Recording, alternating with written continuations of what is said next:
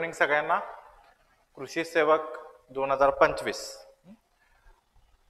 तर आज orientation lecture आपण घेऊया.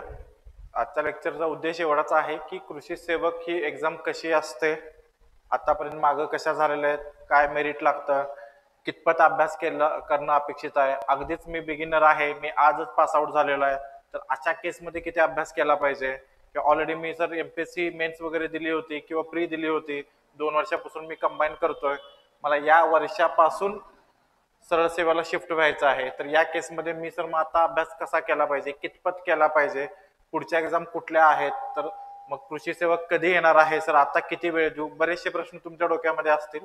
आता काही लोकांनी मागच्या वेळी कृषी सेवक दिली पण असेल, ओके, तर त्यांचा तो पण अनुभव असेल. सो सगळ्या व्हॅरिड नॉलेज असणारे स्टुडंट्स आता आहेत. आपण असं गृहीत धरतोय की तुम्हाला काहीच माहित नाही कृषी सेवक एक्झाम बद्दल, आणि त्या पद्धतीनं आपण आजचं सेशन अरेंज केलेलं आहे.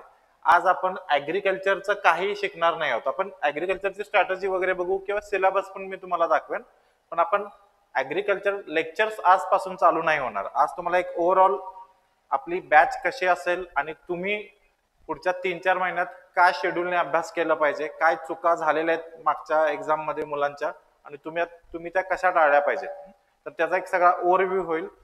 माझं हे स्लाइड संपले की तुमचे मी डाऊट्स घेतो. तुम्हाला जसं शिकवत असेल तसं जर डाऊट्स तुम्हाला येत असतील तर चॅट बॉक्स मध्ये टाईप करा. जर मी शिकवता मला ते रिलेव्हंट वाटले, ह्या शिकवण्याशी तिथंच सांगण्यासारखे असतील तर मी तिथंच क्लिअर करेन. अदरवाईज हे सेशन संपल्यानंतर, म्हणजे माझे स्लाइड संपल्यानंतर आपण राहिलेले तुमचे सेक्शन जे आहेत, सगळे डाऊट्स जे आहेत ते आपण क्लिअर करू. ओके, लक्षात येत आहे? एकदा सगळ्यांनी येस म्हणून टाईप करा, म्हणजे आपल्याला सुरुवात करता येईल.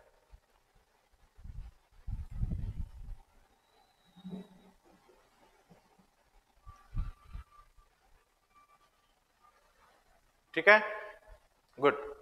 तर कृषी सेवक, सगळ्यात पहिला आपण बघू की कृषी सेवक हे पद काय आहे, कशा पद्धतीनं आपण याच्याकडे बघितलं पाहिजे.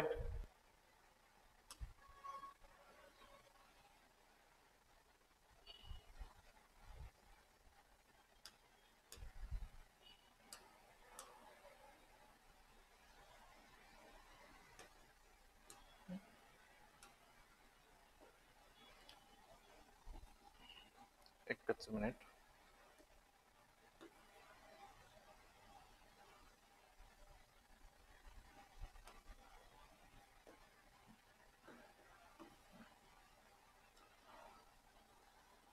तर कृषी सेवक जसं ग्रामसेवक आहे, तर हे कॉन्ट्रॅक्च्युअल पद आहेत, लक्षात घ्या. म्हणजे तुमची आता निवड झाल्यानंतर 3 वर्षासाठी तुम्ही काय करणार आहे, तुम्ही कॉन्ट्रॅक्च्युअल वरती गव्हर्नमेंट मध्ये जॉईन होणार आहात. 3 वर्ष संपली की मग तुम्हाला कृषी सहाय्यक मध्ये तुम्हाला शासनामध्ये तुमचा समावेश केलेला असेल. आता कृषी सहाय्यकचं जे नाव आहे हे आधी जुनं नाव आपण कृषी सहाय्यक म्हणायचो, याच महिन्यात त्याचं नाव बदललं गेलं आणि कृषी सहाय्यकला आता आपण सहाय्यक कृषी अधिकारी, ओके, असं म्हणतो. सुरुवातीला तुम्ही कृषी सेवक जॉईन होता त्यावेळी तुम्हाला 16,000 एवढं पेमेंट मिळतं, फिक्स पेमेंट मिळतं हे. आणि 3 वर्षानंतर तुम्ही कृषी सहाय्यक म्हणून जॉईन झाल्यानंतर तुम्हाला S8 I think pay band आहे, तर तिथून पुढे तुम्हाला म्हणजे अप्रॉक्सिमेटली आजच्या स्टेजला तुम्ही जर कृषी सहाय्यक असता, समजा 3 वर्ष तुम्हाला झालेत, तर साधारणपणे तुमच्या लोकेशननुसार बदलतं, पण एक 40 ते 45,000च्या दरम्यान तुम्हाला सॅलरी मिळते. ओके, तर हे क्लिअर झालं. कृषी सेवक हा जो आहे किंवा कृषी सहाय्यक किंवा आपण त्याला सहाय्यक कृषी अधिकारी म्हणू, हा कृषी विभागातला सगळ्यात ग्राउंड लेवलला काम करणारा माणूस आहे, म्हणजे ऍक्च्युअल एक्झिक्युशन करणारा माणूस आहे. जेवढा काय कृषी विभागातल्या योजना आहेत त्या सगळ्या इम्प्लिमेंटेशन करायची जबाबदारी त्याच्यावरती असते. त्यामुळे या कॅडरचं सगळ्यात जास्त लोकसंपर्क असतो. लोकांना कृषी सहाय्यकाला भेटावं लागतं, त्याकडून योजना समजून घ्याव्या लागतात. मग शेती शाळा वगैरे बरेचसे एक्सटेन्शन विस्तार शिक्षणचं पण काम हा करतो.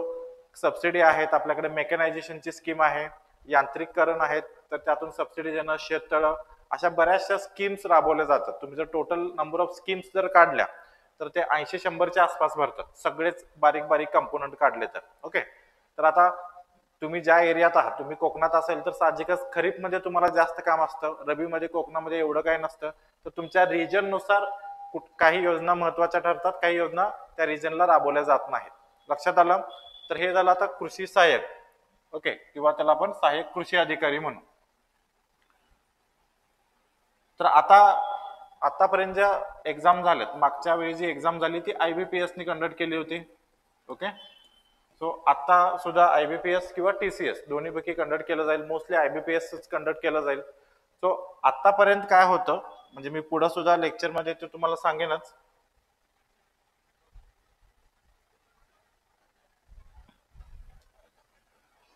आतापर्यंत काय होतं की अवेअरनेस याच्याबद्दल नव्हता, म्हणजे कॉलेजेस पण कमी असायचे, त्यामुळे कृषी सेवक ऍड अशीच आधीमध्ये कधीतरी यायची आणि मग थोडासा अभ्यास केला की निघून जायचे.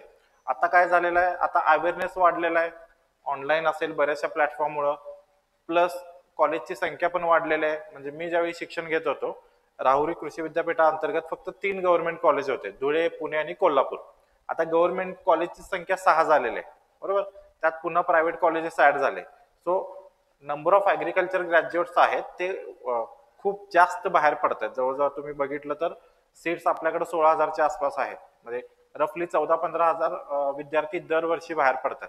सो त्या अनुषंगानं कॉम्पिटिशन वाढलेलं आहे, त्या अनुषंगानं क्वेश्चनची डिफिकल्टी पण वाढलेली आहे. आपण त्याच्यावरती येऊ.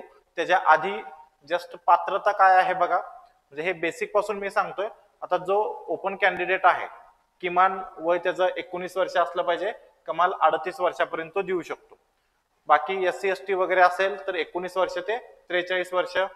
दिव्यांग असेल, PH कॅन्डिडेट असेल तर 45 वर्षापर्यंत आहे. स्पोर्ट्स कॅटेगरीमध्ये 43 वर्ष. माजी सैनिक असेल तर सैनिकाचा सेवेतला कालावधी प्लस 3 वर्ष असा आहे.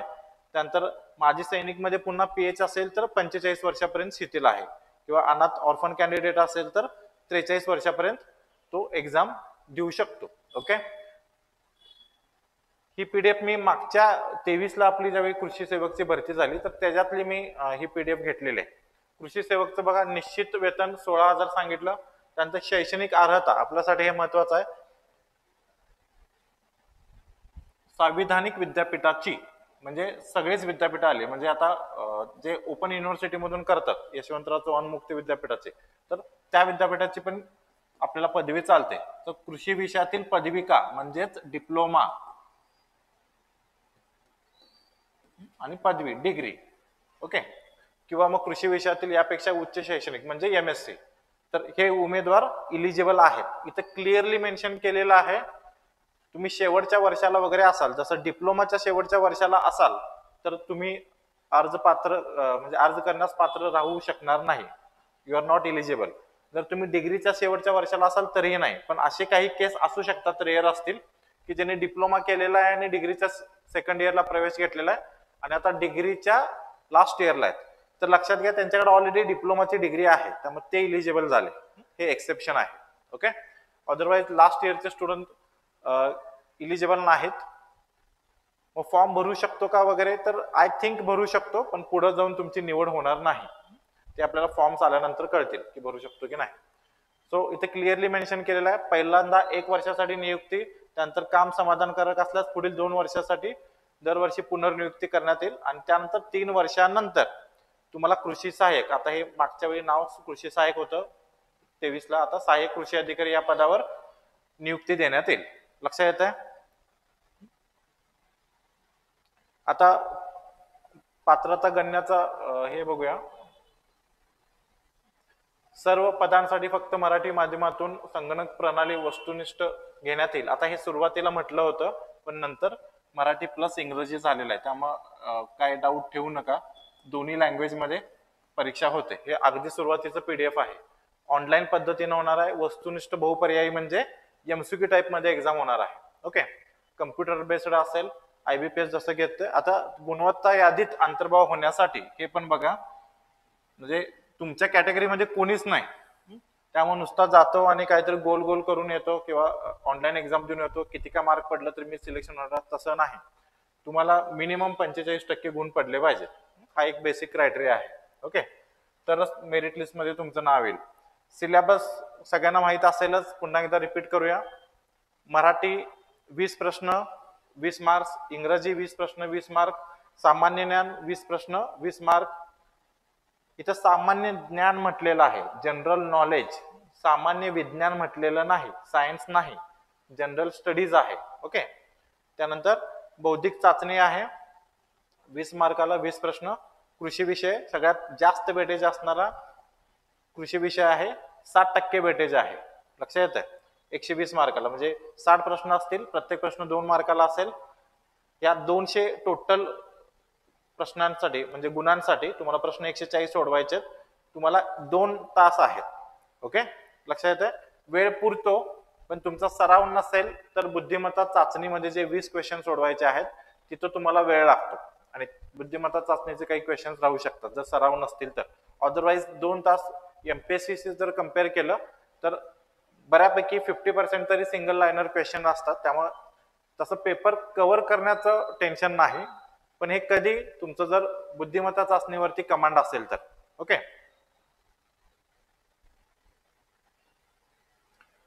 पुढचं वस्तुनिष्ठ बहु पर्याय सांगितलं तुम्हाला की एमसीक्यू टाईप मध्ये असेल. आता इथं बघा काय म्हटलेलं आहे, मराठी, इंग्रजी, सामान्य ज्ञान, बौद्धिक चाचणी हे जे 80 मार्काचे विषय आहेत टोटल सगळे म्हणून, त्याचा दर्जा एसएससी लेवलचा म्हणजेच 10वी लेवलचा किंवा 10वीच्या अभ्यासक्रमावर आधारित राहील. बरोबर. आणि कृषी ऍग्रिकल्चर विषयाचा पदविका दर्जाचा राहील. हे जरी म्हटलं असेल तरी मागच्या वेळेचा आयबीपीएसचा पेपर तुम्ही बघितला तर तो पदविका डिप्लोमा लेवलचा नव्हता, थोडा हार्ड होता, तो डिग्री लेवलचा तुम्ही म्हणू शकता. हे का असं होत आहे मगाशी सांगितलं, कारण कॉम्पिटिशन आता वाढत चाललेलं आहे. म्हणजे तुम्हाला मागं एक्झाम्पल दिलं की नाही माहित नाही मागच्या युट्यूब व्हिडिओमध्ये. तर माझ्या बॅच वेळी ज्यावेळी एखाद्याला लवकर सेटल व्हायचं असायचं तर तो एएफओचा पर्याय निवडायचा, कारण त्यावेळी जागा 2,500-3,000 अशा जागा यायच्या. त्यामुळे तो फॉर्म भरला, थोडाफार अभ्यास केला की सिलेक्शन पक्का असायचं. किंवा अधूनमधून कृषी सेवक वगैरे आलं तर इतकं कॉम्पिटिशन नसायचं, कारण नंबर ऑफ कॅन्डिडेटच कमी असायचे. 4-5 वर्षातून जाहिरात आली तर मग ते जागा खूप असायच्या, तेवढे कॅन्डिडेट अवेलेबल असतीलच असं नाही, म्हणजे जागांपेक्षा जास्तच फॉर्म यायचे. पण आता जेवढे फॉर्म जास्त येतात, म्हणजे आता याला समजा 10 टाइम्स फॉर्म आले किंवा त्याच्यापेक्षा जास्त पण येतील, माहित नाही आपल्याला, पण त्यावेळी तितके फॉर्म यायचे नाही. त्यामुळे थोडं बेसिक अंडरस्टँडिंग असेल, एखादं पुस्तक वाचलं तुम्ही तर तेवढ्या पुस्तकावरती डिप्लोमा लेवलचे क्वेश्चन्स असायचे, इझी असायचे, तर डिग्रीच्या मुलाला ते खूप सोपं जायचं. ओके. कंपॅरेटिव्हली कमी कॉम्पिटिशन होतं. पण आता कॉम्पिटिशन वाढत चाललेलं आहे, अवेअरनेस वाढत चाललेला आहे, तर साहजिकच काय होतंय की एक्झाम घेणाऱ्याला पण क्वेश्चनची डिफिकल्टी वाढावी लागेल तरच फिल्ट्रेशन होईल ना. लक्षात येते. अदरवाईज सगळे एकाच लेवलला सगळ्यांना मार्क्स पडतील, मग बाकीच्या क्रायटेरियामध्ये मेरिट लावा, हे कॉम्प्लेक्स होऊन जाईल. त्यामुळे यांनी करतानाच काय केलेलं आहे, इथं पुढे पण म्हटलेलं आहे बघा, पुढचं प्रश्नांची काठिण्य पातळी 50, 30 आणि 20 अशी राहील. 50% सोपे, 30% मिडियम आणि 20% कठीण. लक्षात येते. मग आता मला सांगा, तुम्हाला 200 मार्क्स पेपरला आहेत तर 100 स्कोर असाही होणार आहे. तुम्ही एखादा क्वेश्चन जरी म्हणजे एखादं पुस्तक वगैरे जरी रेफर केलं, बेसिक जे सगळे करतात, मी पुस्तकांची पण लिस्ट देईन, तर तेवढं जरी केलं तर तुम्हाला 100च्या आसपास तरी स्कोर यायला काय हरकत नाही, कारण 50%. आणि हे अगेन ह्या 50% सोपा क्वेश्चन मध्ये काय तुम्ही सिली मिस्टेक केला नाही असं मी गृहीत धरतो, तर 100 तरी सहज येऊन जाईल. मग तुम्हाला मेरिट मध्ये यायचं असेल तर तिथून पुढे मग तुमचा कस लागेल. मग ह्याच्यामध्ये जे मीडियम क्वेश्चन आहेत 30%. ओके. ह्याच्यामध्ये समजा तुमचा अभ्यास चांगला आहे, त्या 30 पैकी तुम्हाला इथं तरी 50 पैकी 50 पाडला म्हणजे 100 झालं. या 30 मध्ये 60 मार्कापैकी तुम्हाला कुठेतरी एक समजा 45 पर्यंत पडले असं आपण गृहीत धरू. लक्षात येते. आणि हे जे 20 आहेत, आता इथं ऍग्रिकल्चरचे क्वेश्चन्स मध्ये घेतला तर तिथे ह्याचं दुप्पट होणार आहे, म्हणजे इथं 60 नाही होणार. आपल्याला आता जीएस आणि हे असं कॅल्क्युलेशन करावं लागेल, पण कॅल्क्युलेशन टाईप याच्यामध्ये सांगतो तुम्हाला. इथं मार्क राहून दे, 50% वेटेज आहे सोपे, 50%ला तुम्हाला 50% मार्क मिळतात असं गृहीत धरू, काही सिली मिस्टेक केलं नाही. मीडियमला तुम्हाला 30% क्वेश्चन्स मीडियमचे असतील. आता इथं तुम्हाला साधारण अभ्यास चांगला आहे असं कन्सिडर करू आपण, तर एक 24-25% पर्यंत तुमचे क्वेश्चन बरोबर येतील. आता राहील 20% जे डिफिकल्टी असेल, तर इथं मे बी तुम्हाला 50% वरती समाधान मानावं लागेल. लक्षात येते का बघा. स्टील तुम्ही या कॅल्क्युलेशन नुसार पण तुम्ही कुठेपर्यंत जाताय, हे 60 आणि जवळजवळ 84%. आता 84% म्हणजे किती, 168 स्कोर आला. लक्षात येत आहे. मी तुम्हाला टॉपिक वाईज पण सांगेल कुठल्या ह्याच्यानुसार. मला हे सांगायचं आहे की खरं चॅलेंजिंग तुम्हाला ह्या 30% मध्ये अबाउट 20 किंवा 24 वर जाणं असेल, आणि डिफिकल्ट क्वेश्चन मध्ये आता काही क्वेश्चनचे आन्सर कुणालाच नाही येणार, म्हणजे अगदीच काहीतरी फॅक्च्युअल डेटा विचारला जाईल. तसं मागच्या वेळी एका ठिकाणी एका स्कीमचं म्हणजे क्वेश्चन पेपर आपला आला 2023 ला, बरोबर.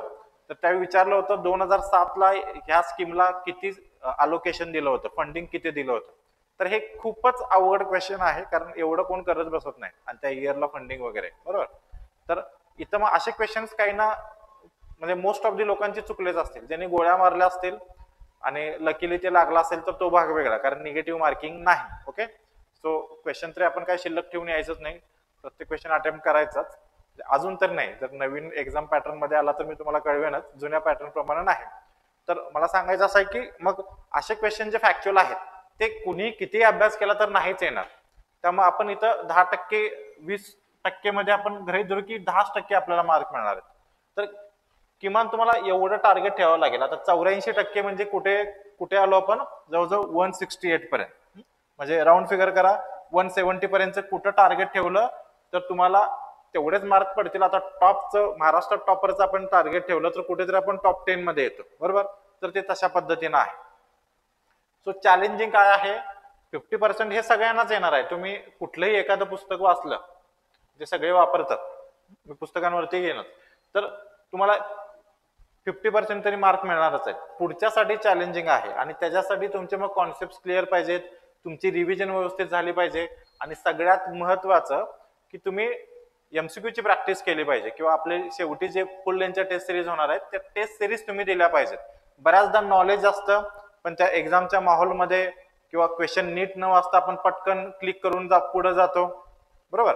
किंवा आपल्याला उगीच वाटत असते की आपला पेपर कव्हर होणार नाही, नंतरचा वेळ शिल्लक राहतो, किंवा आपण निवांत सोडवतो, नंतर मग क्वांट रिझनिंग बुद्धिमत्ता चाचणीचे 20 पैकी समजा 5-6 क्वेश्चन राहूनच गेले, हातचे मार्क होते. अशा घटना घडतात. तर फक्त अभ्यासावरच फोकस न करता तुम्हाला एमसीक्यू पण सोडवावं लागेल. बऱ्याचदा आपल्याला एक्झॅक्टली आन्सर पण नसतं माहित. मी तुम्हाला ऍग्रिकल्चर शिकवताना असे खूप सारे एमसीक्यू दाखवून देईन की तुम्हाला किंवा मला पण एक्झॅक्टली आन्सरच माहित नाही, पण तरी आपण करेक्ट आन्सर पर्यंत जाऊ शकतो इलिमिनेशन मेथडने, पर्याय कॅन्सल करून. तर त्याच्यासाठी आपल्याला अनुभव लागतो, आणि अनुभव प्रॅक्टिस मधून येतो. तो सगळ्यात जेवढा अभ्यास करणं महत्वाचं आहे तेवढं त्याच्यावरचे एमसीक्यू सोडवणं आणि फुल लेंथच्या टेस्ट सोडवणं. म्हणजे तुम्हाला टाइम मॅनेजमेंट जमतंय का, मला ते 2 तासात होतंय का, कमी वेळ लागतो, जास्त वेळ लागतो, तर याच्यानुसार तुम्हाला हे करता येईल. ओके. हा, इथं एक प्रश्न आलाय राजेश्वरीचा की 2023 ला कट ऑफ किती होता. आता इथं लक्षात घ्या, आपल्याकडं 8 विभाग आहेत. कृषी विभाग म्हणजे आपण कृषी सेवकचे बघतोय, कृषी विभागातली पोस्ट, तर 8 विभाग आहेत. 8 विभागाची वेगवेगळी जाहिराती निघणार. आता बऱ्याचदा कसं होतं की त्या विभागातला माणूस तिथं जागा कमी आहेत, जास्त आहेत असा विचार करून दुसऱ्या विभागातलं ऑप्शन देतो. म्हणजे तुम्हाला एक ग्रामसेवकचं उदाहरण देतो. म्हणजे एका कोल्हापूरच्या कॅन्डिडेटनं काय विचार केला की कोल्हापूरमध्ये जागा कमी आहेत, तर मी कोकणातली शेजारीच, म्हणजे आता कोल्हापूरला लागूनच खाली आहे कोकण, आंबा घाटातून उतरला की तुम्हाला रत्नागिरी जिल्हा लागतो, तर मी रत्नागिरी जिल्ह्यातला झेडपीचा फॉर्म भरतो, कारण कंपॅरेटिव्ह जागा जास्त आहेत आणि कोणी कोकण प्रेफरन्स देणार नाही. आता असा विचार सगळ्याच कोल्हापूरच्या कॅन्डिडेटने किंवा कोल्हापूर, सांगली, साताराच्या कॅन्डिडेटने केला होता. त्यामुळं खरं कॉम्पिटिशन हे रत्नागिरीला वाढलं. म्हणजे ज्या स्कोरला त्याचं झालं असतं कोल्हापूरमध्ये, त्याचं तो रत्नागिरीला वेटिंगला पडला. किंवा असंच काही नाही, समजा दुसऱ्या डिस्ट्रिक्ट मधला पुण्यातला असेल, एक एक्झाम्पल सांगतोय, तर पुण्यात जागा कमी आहेत, त्याला वाटलं की कोल्हापुरात पुण्यापेक्षा जागा जास्त कोल्हापुरात आहेत, त्यानं कोल्हापूरला टाकलं.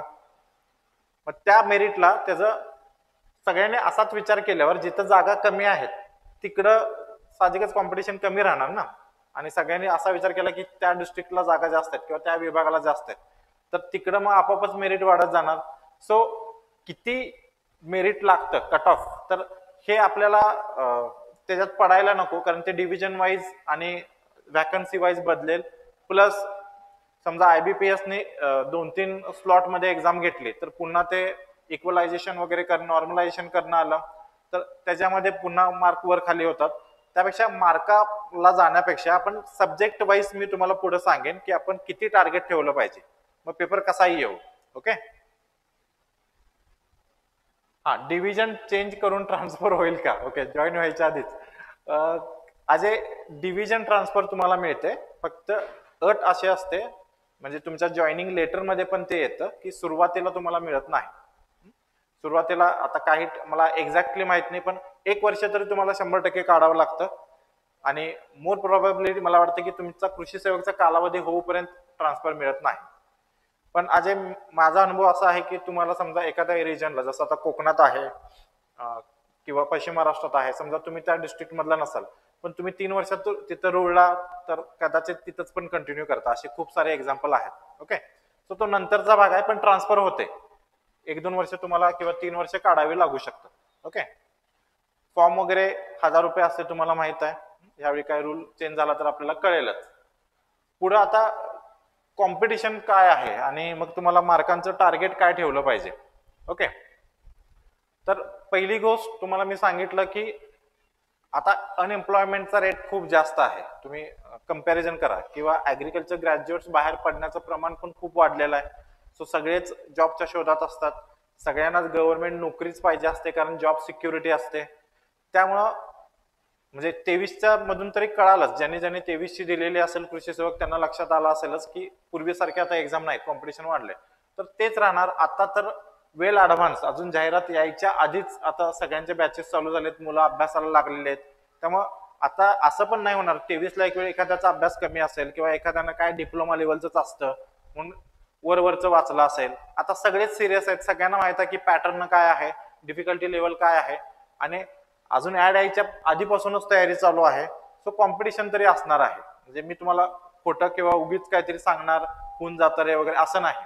म्हणजे जागा लिमिटेड आहेत, फॉर्म भरणाऱ्यांची संख्या जास्त असणार आहे, त्यामुळे एफर्ट्स तरी घ्यावे लागतील, आणि तेवढे एफर्ट्स आम्ही घेणार आहोत. त्यामुळे तुम्ही तरी ते घेणं अपेक्षितच आहे. ओके. त्यामुळे ऍग्रिकल्चरचं तरी 100% इथं प्रिपरेशन करून घेतलं जाईल. बाकीच्या विषयांसाठी पण तुम्हाला साइड बाय साइड हे करावं लागेल. मग कुठल्या सब्जेक्टला किती तुम्हाला टार्गेट ठेवायचं आहे. आता पुन्हा 2023च्या एक्झामला येऊ आपण. मी तुम्हाला एक्झाम झाल्यानंतर पण सांगितलं होतं की 95% पर्यंत सिलेक्शन जे आहेत ते मोस्टली डिग्री लोकांचेच होणार. त्यातल्या त्यात ज्यांनी ऍग्री एमपीएससी दिलेली आहे किंवा ज्यांनी बँकेचं एफओ ची एक्झाम दिलेली आहे आयबीपीएससी, तर त्यांचं सिलेक्शनचं प्रमाण जास्त असेल. कारण आयबीपीएस घेते, त्यांचा पॅटर्न माहित होता, क्वेश्चन पेपर अवघड आला, आणि मग त्यामुळे ज्यांनी ऍग्री एमपीएससी केलेला आहे त्यांचा ऍग्रिकल्चर वरती कमांड होता. बरोबर. त्यांना डिप्लोमाच्या ऐवजी डिग्री लेवलचे विचारले, किंवा जस्ट एमसीआर एफओ करणाऱ्या केलेले स्टुडंट्स असतील त्यांचा फायदा झाला. ऍग्रिकल्चर वरती होड होता. जी मुलं बँकिंग करत होती, तर जनरली आपली कृषीची पोरं थोडी इंग्रजीला घाबरतात, पण बँकिंग मध्ये तुमची इंग्रजीची तयारी चांगली होते. तिथं क्वांट रिझनिंग असतं, बुद्धिमत्ता चाचणी असतं ऑलरेडी बँकिंगला, त्यामुळे त्याची तयारी चांगली झालेली असते. त्यामुळे एफओच्या स्टुडंटनी क्वांट रिझनिंग आणि ह्याच्यामध्ये इंग्रजीमध्ये चांगला स्कोर केला. हेच ऍग्री एमपीएससीच्या मुलांचं काय झालं, त्यांनी मराठीमध्ये आणि ह्याच्यामध्ये बुद्धिमत्ता चाचणी आणि ऍग्रिकल्चर तरी ऑफकोर्स एफओ असेल किंवा ऍग्री एमपीएससी दोघांनी ऍग्रिकल्चर मध्ये स्कोर केला, तर त्यांचा स्कोर तिथं आला. प्लस जीएस मध्ये त्यांचा स्कोर चांगला आला ऍग्री एमपीएससीच्या मुलांचा, कारण प्रिलिमला जीएसचा पार्ट त्यांना होता. लक्षात येत आहे. सो अल्टिमेटली यादीमध्ये त्यांचा समावेश जास्त होता. आता माझं वैयक्तिक मत आहे की अजूनही आवृत्ती पण झालेलं नाही आहे, आणि खूप फास्ट जरी म्हटलं तरी महिना तरी लागेल. त्यानंतर मग सगळी जाहिरात, व्हॅकन्सी काढणे आणि सगळी प्रोसेस, तर मिनिमम 3.5 महिने ते आहेत तुमच्याकडे. म्हणजे 3.5 महिने म्हणजे 100 डेज तरी तुमच्याकडे आहेत. आणि कृषी सेवकचा अभ्यास करण्यासाठी आजपासून तुम्ही फुल टाइम करत असाल तर that is more than sufficient. म्हणजे आम्ही ऍग्री एमपीएससी ऑब्जेक्टिव्ह टाईप घेतलेले, डिस्क्रिप्टिव्ह घेतलेले 13 पानाचा सिलेबस, तर फूड सेफ्टी ऑफिसर घेतलेला आहे, हे अगेन ती पण डिस्क्रिप्टिव्ह होती. एफओचं पण आपण बॅच घेतलेला आहे. तर आता एमसीआर घेतोय, तर सिलेबस त्यांच्याशी सगळ्यांची कंपॅरिझन केला, ऍग्री एमपीएससी कंपॅरिझन केला, तर 10% पण सिलेबस नाही. लक्षात घ्या. त्यामुळं विथ ऍग्रिकल्चर हे बाकीचे जे जीएसचे विषय आहेत ते 100 दिवसात होऊ शकतात. मग 100 दिवसानंतर 100% होणारच का सर एक्झाम, नाही सांगू शकत. मी तुम्हाला मिनिमम टाइम सांगतोय, तुम्हाला तुमच्याकडे किती आहे. मॅक्झिमम ते सगळं शासकीय कामावरती आहे की किती फास्ट प्रोसेस होते. ओके. पण मिनिमम 100 दिवस तरी आहेत. त्यामुळे आता प्लॅन करताना तुम्ही याच पद्धतीनं प्लॅन करा की तुम्हाला 100 दिवसामध्ये परफेक्ट अभ्यास करायचा आहे, एक्झाम कधी काय येऊ. आणि हा अभ्यास काय तुम्हाला फक्त तुमच्या पुरतं किंवा तुमच्या ह्या कृषी सेवक पुरतं नाही आहे, कृषी विद्यापीठाला पण वेटेज कमी जास्त होईल, अगेन सिलेबस हाच राहील किंवा ऍग्रिकल्चर मध्ये 2-3 टॉपिक ऍड होतील, याच्यापेक्षा जास्त काही नाही होणार. समजा उद्या तलाठीची एक्झाम आली तर वेटेज ऍग्रिकल्चरचं थोडं कमी होईल, बाकीचं वेटेज वाढेल, पण तिथं पण ऍग्रिकल्चर आहे, तिथं पण बुद्धिमत्ता चाचणी, मराठी, इंग्रजी, जीएस आहेच. त्यामुळे हा अभ्यास कुठेही वाया जाणार नाही. हे सोडून तुम्ही कुठल्याही जनरल सरळ सेवेचा दिला तर ह्याच्यातून काय फक्त कट होणार आहे, ऍग्रिकल्चरच कट होणार आहे, बाकी चारही विषय तुम्हाला सगळीकडे आहेतच. लक्षात येत आहे. त्यामुळे ह्या पुढच्या 100 दिवसांमध्ये मला सरळ सेवा नॉन टेक्निकलचा पार्ट आणि कृषी सेवकसाठी ऍग्रिकल्चरचा पार्ट हा परफेक्टच करायचा आहे. डेली तुम्ही 8 ते 10 तास देत असाल that is more than enough. म्हणजे तुम्ही विनाकारण एक्झाम कधी होईल सर खरोखर एवढ्या 1-2 महिन्यात होणार आहे का, तर तेवढं मी सांगू शकतो की 3-3.5 महिने तरी धरा तुमच्याकडे, 100 दिवस तरी धरा. इन केस अगदीच माझं सगळंच अजम्पशन चुकलं, समजा एक्झाम लवकर आलीच, समजा ती शक्यता मला नाही वाटत, आलीच तर त्या पद्धतीने आपण ऍग्रिकल्चरचा पोर्शन आहे तो नंबर ऑफ आवर्स वाढवून आपण तो कम्प्लीट करतोय. एनी हाऊ तुम्हाला खूपच लवकर आली तरी 15 दिवसाचा तरी तुम्हाला आम्ही गॅप देतोय, आणि समजा मी म्हणतोय तसं 3.5-4 महिन्यांनी आली तर तुम्हाला महिन्याभराचा तरी गॅप अभ्यासाला रिव्हिजनला मिळतोय. ओके, सो 100 दिवसाचा प्लॅन करा, कारण हे कुणीच नाही सांगू शकत की एक्झाम कधी येईल. सर सगळं काही आकृतीबंधावरती डिपेंड आहे. आता आकृतीबंधात किती पदं वाढतात, ती व्हॅकन्सी काढावी लागेल, त्याला कॅटेगरायझेशन करावं लागेल की ऑर्फनला जागा किती, पुन्हा ओपनला किती, SC ST ला किती, हे सगळं कॅटेगरायझेशन करावं लागेल, स्पोर्ट्सला किती, तर त्या पद्धतीनं मग ते बनवल्यानंतर अप्रुव्हल घ्यावं लागेल. मग समजा IBPS ची आधीच प्रोसेस झाली असेल तर मग IBPS कडे जाईल, IBPS छाननी करेल, डेट्स बघेल त्यांचं इन्फ्रास्ट्रक्चरच्या अनुसार, आणि त्यानुसार मग डेट डिक्लेअर करेल. तर अगेन आकृतीबंध झाल्यानंतर पण मिनिमम किती फास्ट प्रोसेस म्हटला तरी 1.5-2 महिने लागतात. लक्षात येते. त्या हिशोबाने मी सांगतोय की तुम्हाला एक 3.5 महिने 100 दिवस तरी आहेत. त्याच्या पुढे एक्सटेंड झाली तर तुम्हाला बाकीचे तरी तुम्हाला सरळ सेवा येणारच आहेत. त्यामुळं एक्झामची डेट आल्यानंतरच मी अभ्यास करतो असं करू नका, अभ्यासाला सुरुवात करा. ओके, सो हा लेक्चर बद्दल मी शेवटी बोलेन, कधी लेक्चर होणार वगैरे. टार्गेट बघा किती ठेवलं पाहिजे. आता मागच्या वेळेचा अनुभव बघता जे MPSC चे स्टुडंट आहेत किंवा ऑलरेडी जे सरळ सेवा करतात किंवा कंबाईन वगैरे करत होते, तर यांच्या बाबतीमध्ये ही मुलं जी आहेत ती कुठंच मार्क सोडत नाहीत मराठीमध्ये.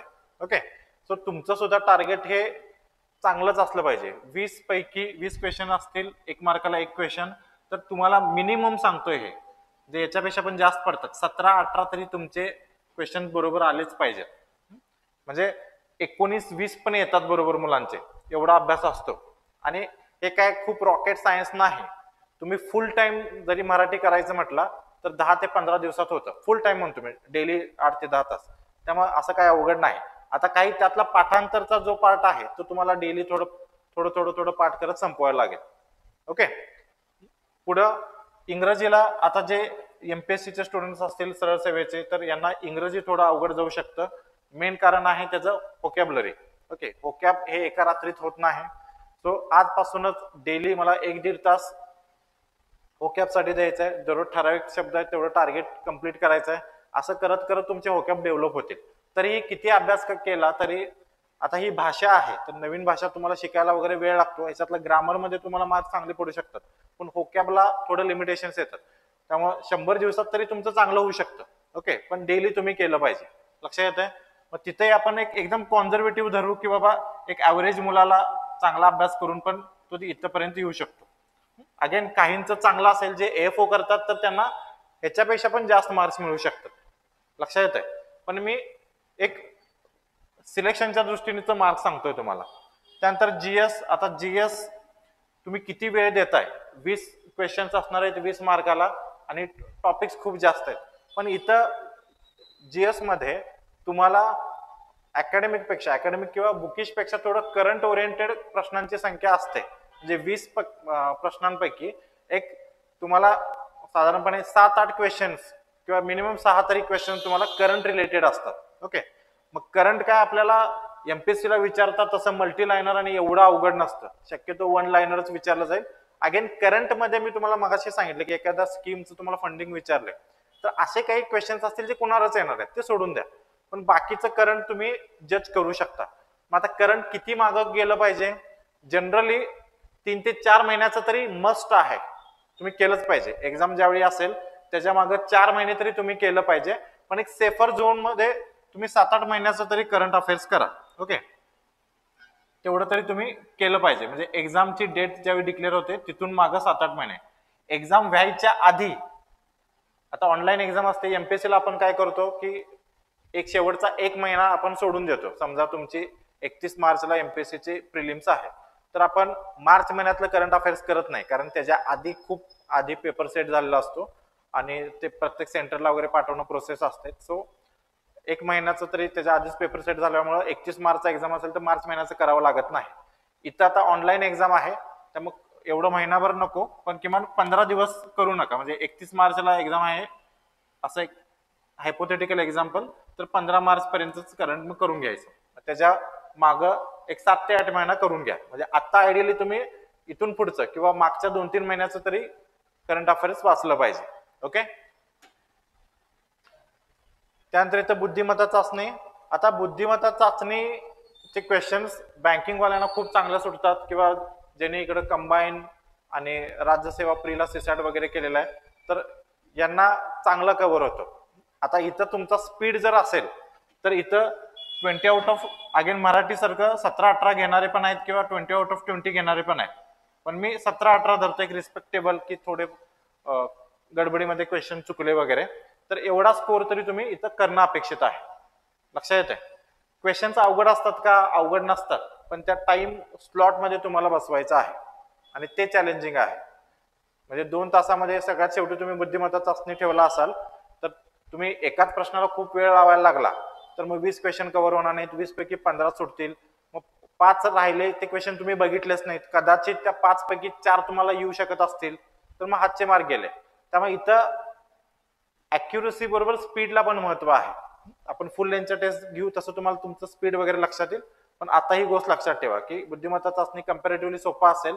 समजा त्यात एखादा क्वेश्चन अवघड आलाच तर हे स्वतःच्या अभ्यासावरती विश्वास ठेवा, मला हे वेळेत जमत नसेल तर दुसऱ्याला पण जमणार नाही, अशा वेळी तो क्वेश्चन पास ऑन करून पुढच्या क्वेश्चनला जा. क्वेश्चन पेपर कुठला अनअटेम्प्टेड नाही राहिला पाहिजे. तुम्ही बघितला येत नाही म्हणून स्किप केला किंवा काहीतरी थापा टाकून आला हे चालू शकतं, पण मी क्वेश्चन बघितलाच नाही हे म्हणजे स्वतःच्या पायावर कुऱ्हाड मारून घेण्यासारखं आहे, कारण त्या क्वेश्चन मधले काही क्वेश्चन तुम्हाला इझिली येऊ शकत असते तुम्ही जर वाचला असता तर. ओके, सो त्यामुळे इथं स्पीड मॅटर. आता राहिला सगळ्यात मोठा सिलेबसचा पोर्शन ऍग्रिकल्चर, जिथं 60% वेटेज आहे. तर इथं तुम्ही मराठी आणि बुद्धिमत्ता चाचणी कव्हर करू शकला आणि इथं मी म्हणतोय तसे ऍव्हरेज मार्क तुम्ही पाडू शकला, तर ऍग्रिकल्चर सगळ्यात मेन टर्निंग पॉइंट राहणार आहे की तुम्ही काठावर असणार का तुम्ही टॉपला इझिली तुम्ही मेरिट लिस्ट मध्ये असाल. ओके, कारण agriculture syllabus me again repeat करतोय, एमसीआर असेल, एएफओ असेल किंवा ऍग्री एमपीएससी असेल त्याच्या कंपॅरिझन मध्ये खूप कमी आहे. आता आधीपर्यंत काय व्हायचं, डिप्लोमा लेवलचे प्रश्न विचारायचे तर आपण डिप्लोमा लेवलनं प्रिपरेशन करायचो. मग जसं आता एमपीएससीला पण काही आवडते क्वेश्चन्स होते की ठिबक सिंचनमुळे किती टक्के पाण्याची बचत होते, मग तसेच इकडे पण ठरलेले प्रश्न विचारले जायचे, मग 45 ते 50% टाईप मध्ये उत्तर आपण द्यायचो. तर आता तेवढा सेट पॅटर्न असणार नाही. तसं सांगितलं असे क्वेश्चन येतील पण ते 50% इझी मध्ये येतील, 30% आणि 20% मध्ये चॅलेंज असणार आहे. लक्षात येते? मग इथं तुम्हाला टार्गेट किती असलं पाहिजे, आता 120 जर असेल तर माझं म्हणणं आहे की म्हणजे 60 क्वेश्चन्स आहेत तर 60 क्वेश्चन पैकी किमान तुमचं 50 बरोबर आले पाहिजेत. ओके, हे टार्गेट ठेवा. समजा क्वेश्चन पेपर खूपच अवघड आला तर अगेन तिथंच येतो आपण की मी एवढा चांगला अभ्यास केलेला आहे, मला जर हे सुटत नसेल तर महाराष्ट्रात कुणाला सुटणार नाही. किंवा एखादा असेल पण ऍग्री एमपीएससी मेन्सचं पोरग वगैरे किंवा एएफओचं केलं असेल तर फक्त त्याच्यामुळं मेरिट हल्ला आणि मी यादीच्या बाहेर गेलो असं होत नाही, लक्षात घ्या. आणि कारण इथं येत नाही ही क्वेश्चन मोस्टली कन्सेप्च्युअल सगळ्यांनाच येणार आहेत ज्याचा चांगला अभ्यास असेल, मोस्टली येत नाहीत. डिफिकल्ट क्वेश्चन हे फॅक्च्युअल बेस्ड असणार आहेत, म्हणजे तिथे डेटा तुम्हाला माहितच पाहिजे. मग आता कुठल्या तर असं कोपऱ्यातला जे काही सिग्निफिकन्स नाही असा जर विचारला गेला तर साहजिकच मग त्याच्यावरती कुणालाच आन्सर देता नाही येणार. त्यामुळे असे क्वेश्चन्स मुळे मेरिट ठरत नाही किंवा तुम्ही यादीच्या बाहेर जात नाही. लक्षात येते, कारण हे क्वेश्चन्स कुणालाच नाही येणार. त्यामुळे एक रिस्पेक्टेबल फिगर आहे की समजा 50च्या वरती तरी पाहिजे, म्हणजेच 120 मार्कापैकी 100 मार्क्स तुम्हाला इथं मिळायला पाहिजे. त्या हिशोबाने तशी बेरीज हे तुम्हाला सांगितलं 17, 18 धरू इझी कॅल्क्युलेशनला. इंग्लिश तुम्हाला सांगितलं 14, बुद्धिमत्ता चाचणी किती सांगितली, जीएस किती सांगितलेलं तुम्हाला. जीएस ला पण तुम्ही एक सेफली धरा, काही इकडचं तिकडचं विचारलं, नवीन स्टुडंट आहेत ज्यांना एमपीएससी केलाय तर त्याला स्कोर जास्त असतील, पण मी इथं कमी धरतोय 14. आणि बुद्धिमत्ता चाचणीला पण तिथं चांगलेच तुम्हाला पडण्यापेक्षा ते 16 धरू आपण तरी. तर इथं तुमचे 20 मार्क गेले, इथं 4 24 मार्क, त्यानंतर 24 28 32 आणि 2 34, बरोबर. 34 मार्क गेले 200 मधून, किती आले. हा बरोबर, म्हणजे मी सांगितलं तिथंच कॅल्क्युलेशन आलं बरोबर, 166 मार्काच्या आसपास. तर हे मिनिमम टार्गेट ठेवा. अगेन प्रत्येकाची समजा 2-3 सेट मध्ये होत असेल एक्झाम, तर प्रत्येकाचा पेपर पण वेगळा असणार आहे, नॉर्मलायझेशन होणार आहे. पण अभ्यास करताना म्हणतोय, तुम्ही टेस्ट ठेवताना वगैरे काय टार्गेट ठेवलं पाहिजे याच्यासाठी मी सांगतो. कदाचित याच्या पुढे पण जाल, तुम्हाला वेळ भरपूर भेटला, इंग्रजीवरती कमांड आली, तिथं 2-4 मार्क वाढतील, बुद्धिमत्ता चाचणीमध्ये 1-2 मार्क वाढतील, जीएस मध्ये तुमचे 1-2 मार्क वाढतील. ओके, किंवा ऍग्री पण सोपा चालला तर मग सगळ्यांना सोपा येणार, मग सगळेच 50 क्रॉस करून पुढे जाणार आहे. ओके, पण अवघड जरी आला तरी हे तुम्ही टार्गेट ठेवलं पाहिजे की मला 60 पैकी 50 क्रॉस करायचंय. लक्षात येत आहे. निगेटिव्ह मार्किंग नसते, म्हणजे आतापर्यंत तरी नाही. ओके, आणि मोस्टली नसणार आहे. जर असेल तर आपल्याला जाहिरातीमध्ये कळेल.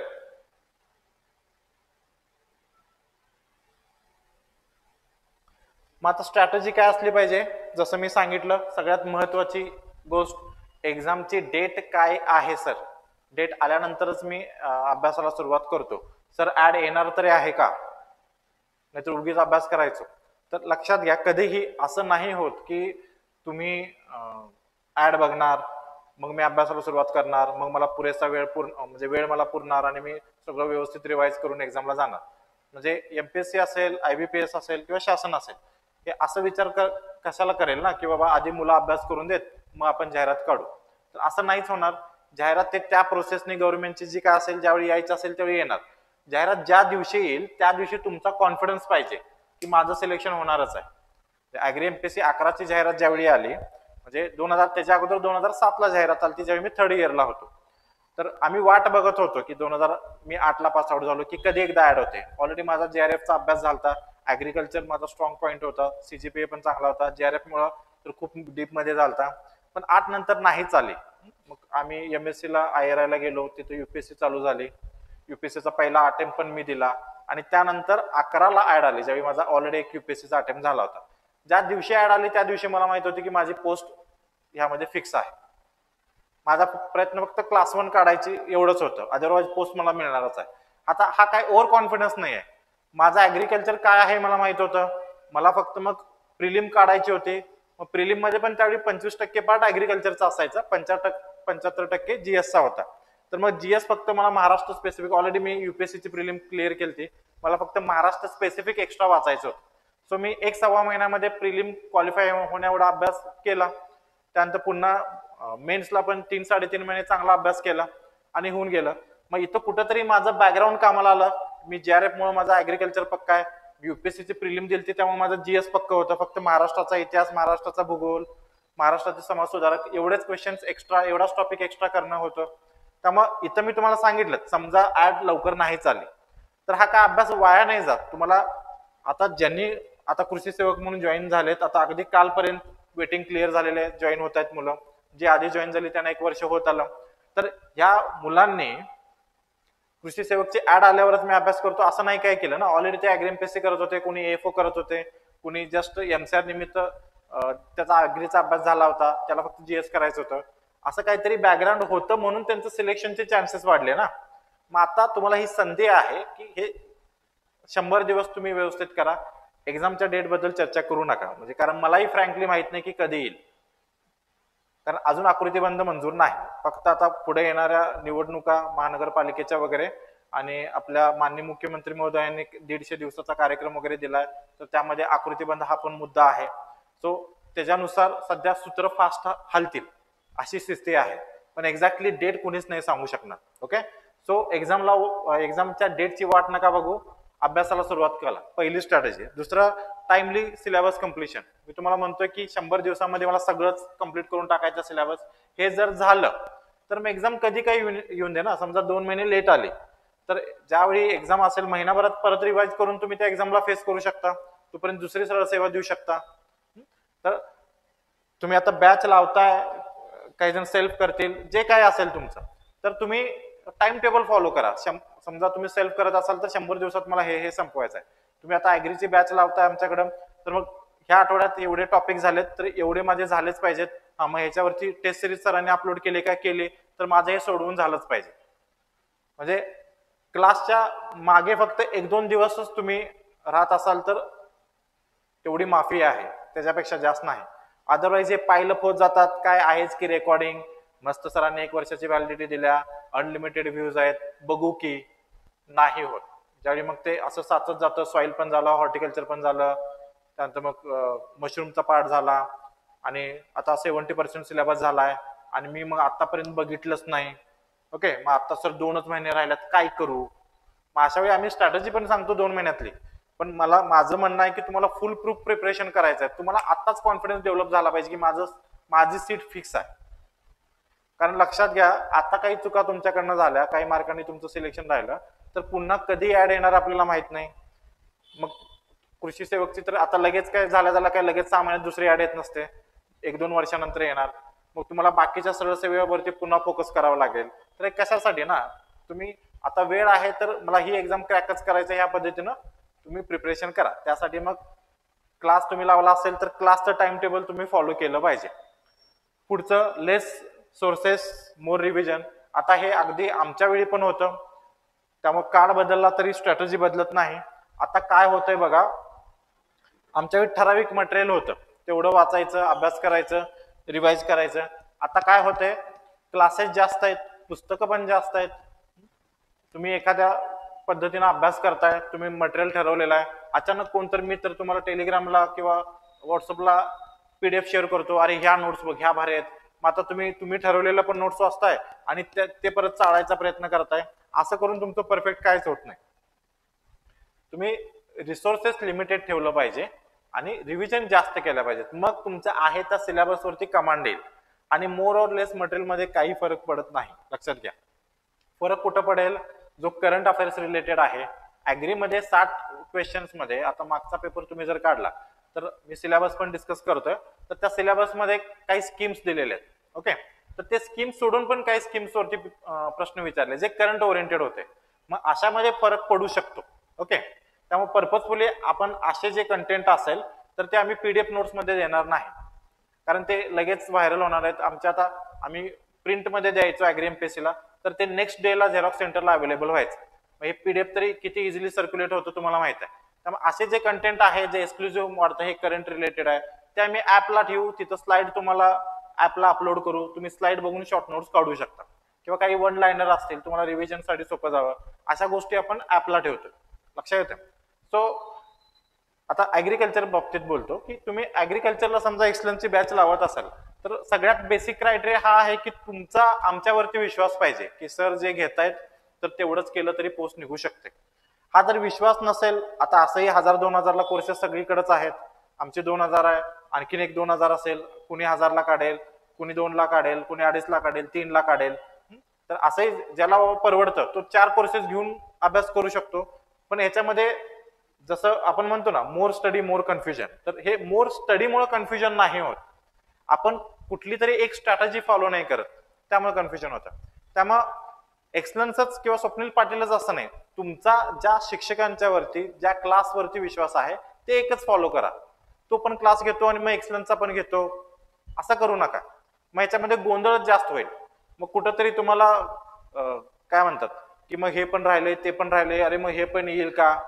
आता मी ऍग्रिकल्चर घेताना किंवा माझी टीम घेताना काहीतरी एक स्ट्रॅटेजी बनवलेली आहे, आम्ही काहीतरी एक अभ्यास करतो की बाबा IBPS काय लेवल पर्यंत जाऊ शकते, समजा आयबी पेज 100च्या स्पीडनं जाऊ शकते, आम्ही 120च्या स्पीड पर्यंत शिकवतो, म्हणजे एक बफर झोन, त्याच्यापेक्षा पण अवघड पेपर काढला तर बाबा असावं पोरांच्याकडे कंटेंट. आता हे आमची स्ट्रॅटेजी, बाकीच्या क्लासची काही स्ट्रॅटेजी वेगळी असेल, ह्याच्यामध्ये ते बरोबर आणि आम्ही चूक किंवा आम्ही बरोबर ते चूक असा मुद्दाच नाही.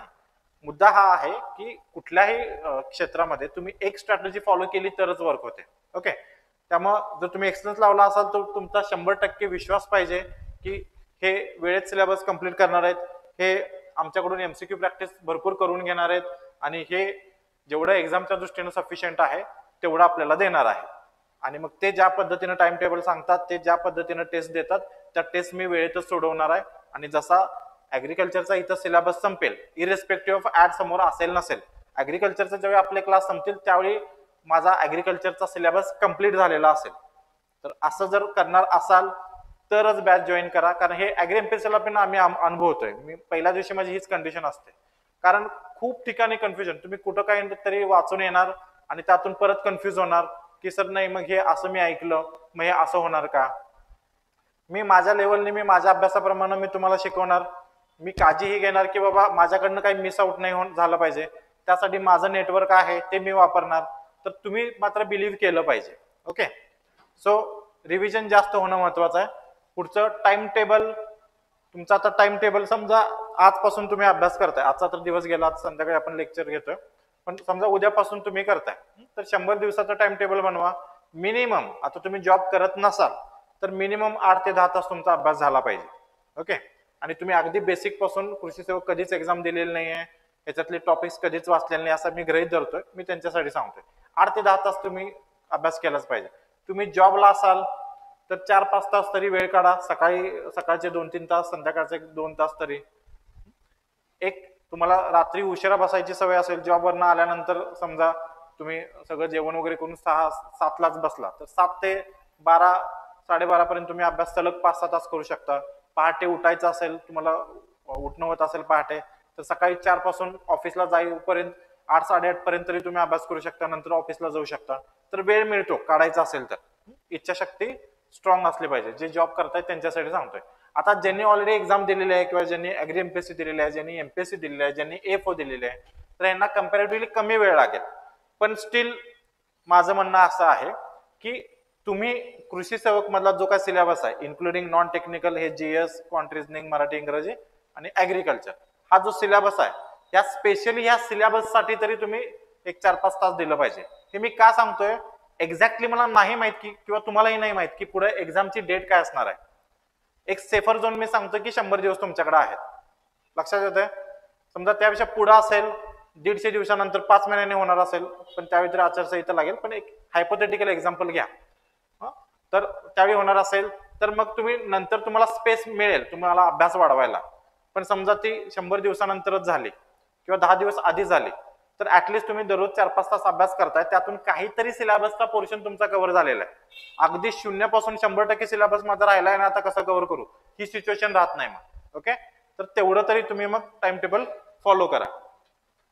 त्यानंतर मी सांगितलंच की किती अभ्यास करा, काही करा, तुमची जोपर्यंत एमसीक्यू वरती कमांड येत नाही, म्हणजे तुमचा इथपर्यंत प्रॅक्टिस झालं पाहिजे की तुम्ही एमसीक्यू सोडवताना हा ऑप्शन का टाकलाय एक्झामिनरने, किंवा ज्यांनी क्वेश्चन बनवलेत, ऍग्रिकल्चरचं समजा क्वेश्चन्स मी बनवले तर स्वप्नील सरांनी हा पर्याय का टाकला असेल, हे इथपर्यंत तुम्ही माझ्या डोक्यात शिरता आला पाहिजे तुम्हाला, की एक्झामिनरने हा क्वेश्चन टाकताना हा ऑप्शन टाकताना का बरं टाकलाय, इथं ट्विस्ट केलंय.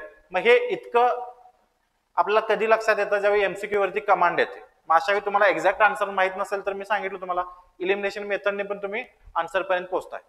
आपल्याला इथं हे मेरिट लिस्टचं कट ऑफ आहे, हे क्रॉस करायचं आहे. आपल्याला जगाला हे दाखवायचं नाही की मी जगात सगळ्यात नॉलेजेबल आहे.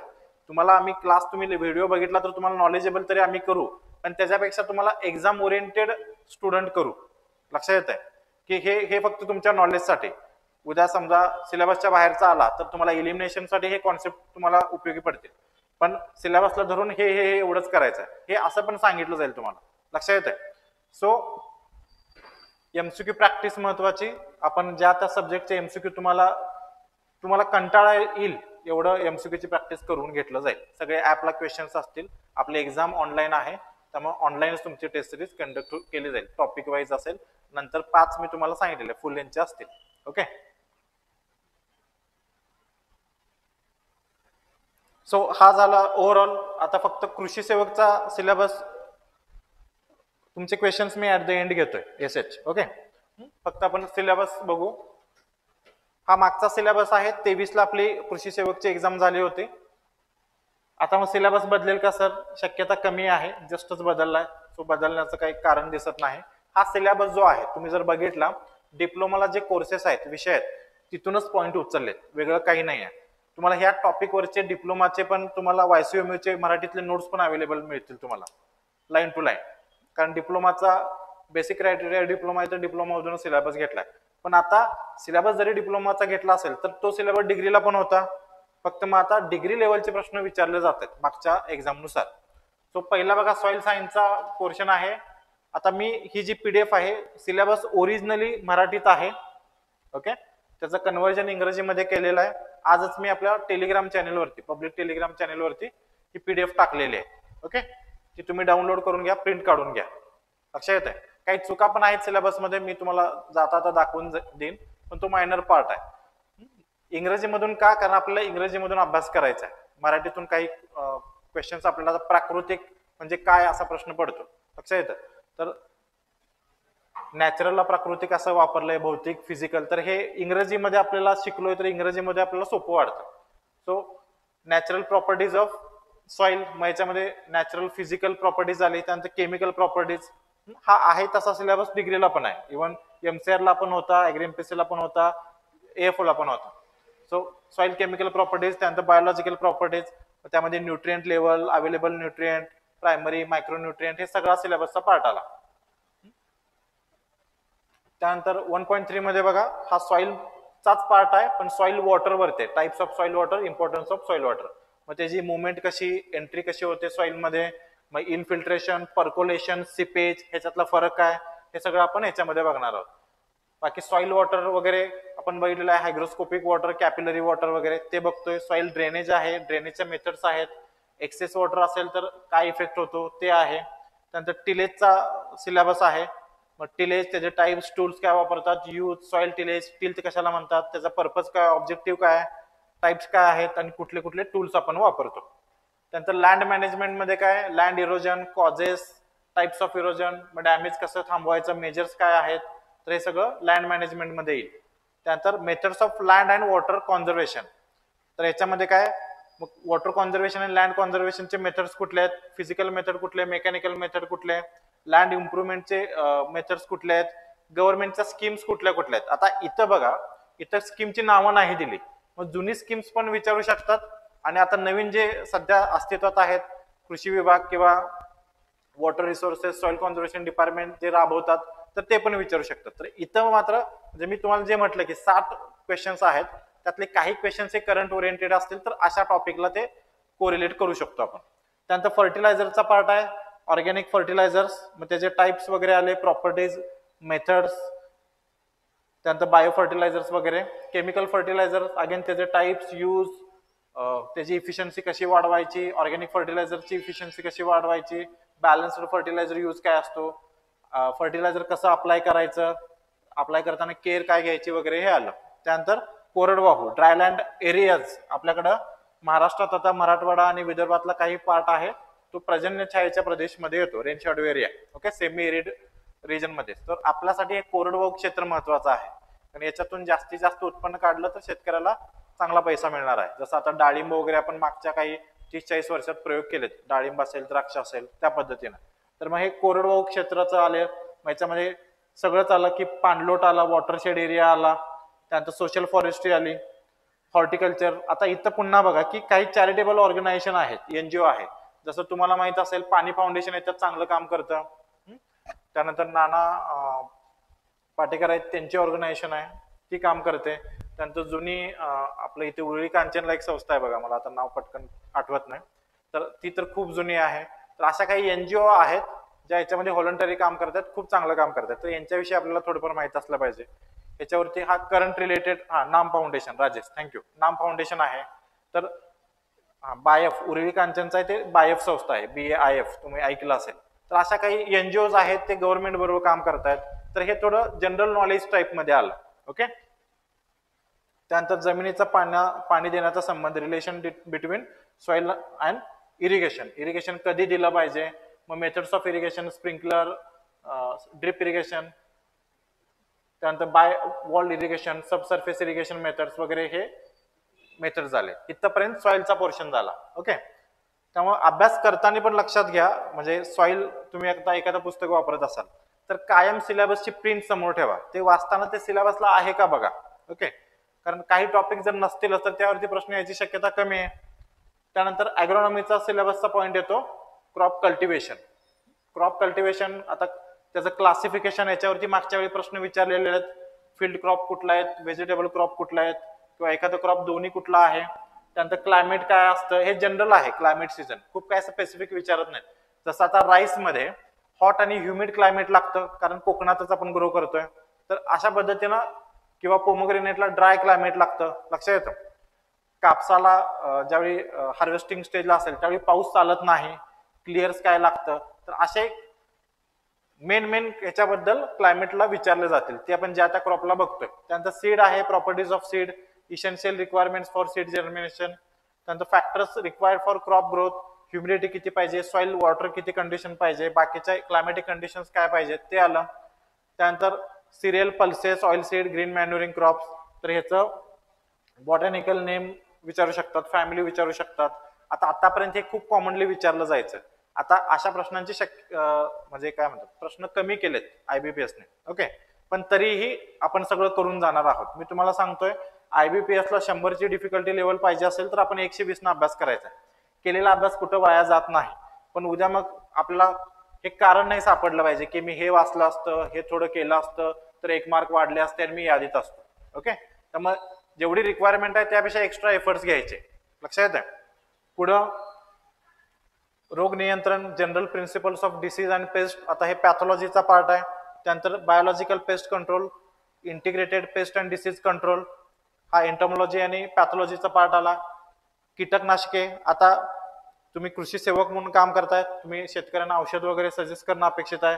तर मग इन्सेक्टिसाइड माहित पाहिजेत, फंजीसाइड माहित पाहिजेत, तर त्याचा अभ्यास आहे. त्यानंतर stored grain pest and their management, जे आपण धान्य साठवून करून ठेवतो त्यातल्या किडी. त्यानंतर काही, आता तुम्ही अकोला सारख्या ठिकाणी तुमची पोस्टिंग असेल मराठवाड्यामध्ये, तर अकोला आणि आजूबाजूच्या जालना एरियामध्ये वगैरे सीड प्रोडक्शनचे प्लॉट खूप आहेत. तर मग हे सीड प्रोडक्शन टेक्निक्स काय असतात, सर्टिफिकेशन कसं केलं जातं, आयसोलेशन काय, हायब्रिड सीड प्रोडक्शन कसं केलं जातं, तर हे तुम्हाला माहित असणं अपेक्षित आहे. त्यामुळे हा सिलेबसला पॉईंट टाकलेला आहे. ओके. त्यानंतर पुढचा आहे ॲग्रोनॉमीचाच पार्ट आहे, crop cultivation and agriculture allied enterprises, म्हणजे शेतीपूरक उद्योग. मग कुठले कुठले क्रॉपिंग सिस्टीम्स आहेत त्याच्यावरती प्रश्न. हा खूप आवडता टॉपिक आहे सगळ्यांचाच. त्यानंतर क्रॉप वॉटर मॅनेजमेंट, पाणी कधी दिलं पाहिजे, वॉटर आपण वेल मधलं कसं मोजू शकतो, त्याची कॅपॅसिटी कशी मोजायची, शेड्युलिंग, आपण इरिगेशन शेड्युलिंगचे क्रायटेरिया काय आहेत. त्यानंतर मेथड्स ऑफ इरिगेशन, इथं मगाशाने इथं थोडं रिपीट झालेलं आहे मेथड्स ऑफ इरिगेशन. ओके. त्यानंतर पुढचा पार्ट आला, ह्याच्यामध्येच अळंबी, मशरूम आलं. तर मशरूम छोटा टॉपिक आहे, ह्याच्यामध्ये खूप डीप मध्ये अभ्यास करायचा आहे. काही क्वेश्चन विचारून देत, ह्या टॉपिकवरचे क्वेश्चन सोडायचेच नाहीत. लक्षात येते. तुम्ही अळंबी बद्दल तुम्हाला डेमो म्हणून जरी बघायचे असतील तर मागच्या कृषी सेवकला आपल्याला त्यावेळी माहितीही नव्हतं की बाबा तो डिप्लोमा लेवलचा येईल पेपर का डिग्री लेवलचा. त्यावेळी आम्ही फूड सेफ्टी ऑफिसरच्या बॅचमध्ये बिझी होतो, त्यामुळे आम्ही कृषी सेवकची नव्हती काढली बॅच. पण मुलं खूप मागं लागली होती. मग आम्ही असं ठरवलं की जसं त्या फूड सेफ्टी मधून जसं जसं वेळ मिळेल तसे छोटे छोटे व्हिडिओ रेकॉर्ड करायचे आणि युट्यूबला फ्री टाकायचे. जवळजवळ 50 वर व्हिडिओ टाकलेले. त्यातले तुम्ही हे अळंबी आणि मशरूम बघा, म्हणजे रणजित सरांनी घेतलेलं आहे. तुम्हाला एक आयडिया येऊन जाईल. म्हणजे त्यावेळी तर आयडिया पण नव्हते की एक्झाम कुठल्या लेवलने असेल, तरी आम्ही त्या पद्धतीने घेतलेलं आहे. तुम्हाला डेमो म्हणते युट्यूबला आहे, बघू शकता. सो मशरूम झालं. तशाच पद्धतीनं रेशीम आहे. आता काही जिल्ह्यामध्ये जालना वगैरे तिकडे रेशीमचं प्रमाण वाढलेलं आहे. सो रेशीम बद्दल तुम्हाला माहित असणं अपेक्षित आहे. त्यानंतर आलं हॉर्टिकल्चर. ओके. हॉर्टिकल्चर मध्ये मग नर्सरी मॅनेजमेंट ऍड केलेलं आहे. महाराष्ट्राचे क्लायमॅटिक डिव्हिजन्स ऑफ महाराष्ट्र.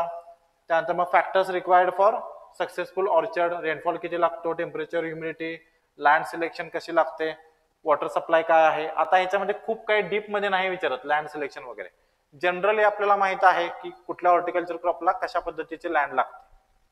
जसं आता तुम्ही कोकणात येणारी पिकं घेतला तर तिथं मेन काय ड्रेनेज कंडिशन्स स्लोप वरती आहे, त्यामुळे ड्रेनेज गुड ड्रेनेज असणारी सॉइल लागणार, लॅट्राटिक सॉइल अशा पद्धतीची चिकू त्यानंतर जॅकफ्रूट तुम्हाला मँगोला असे लागेल किंवा कोकोनटला तशी लागेल. हे जनरल आहे, खूप डीप मध्ये इथं नसेल. ओके. वॉटर सप्लाय मार्केट त्याचं कसं आहे, व्हरायटीज वरती जनरली हॉर्टिकल्चरला जास्त जोर असतो. इथं पण again planting methods, irrigation fertiliser management, त्यानंतर ऑर्गॅनिक फर्टिलायझरचं इम्पॉर्टन्स काय आहे एक्सपोर्टेबल फ्रूटसाठी.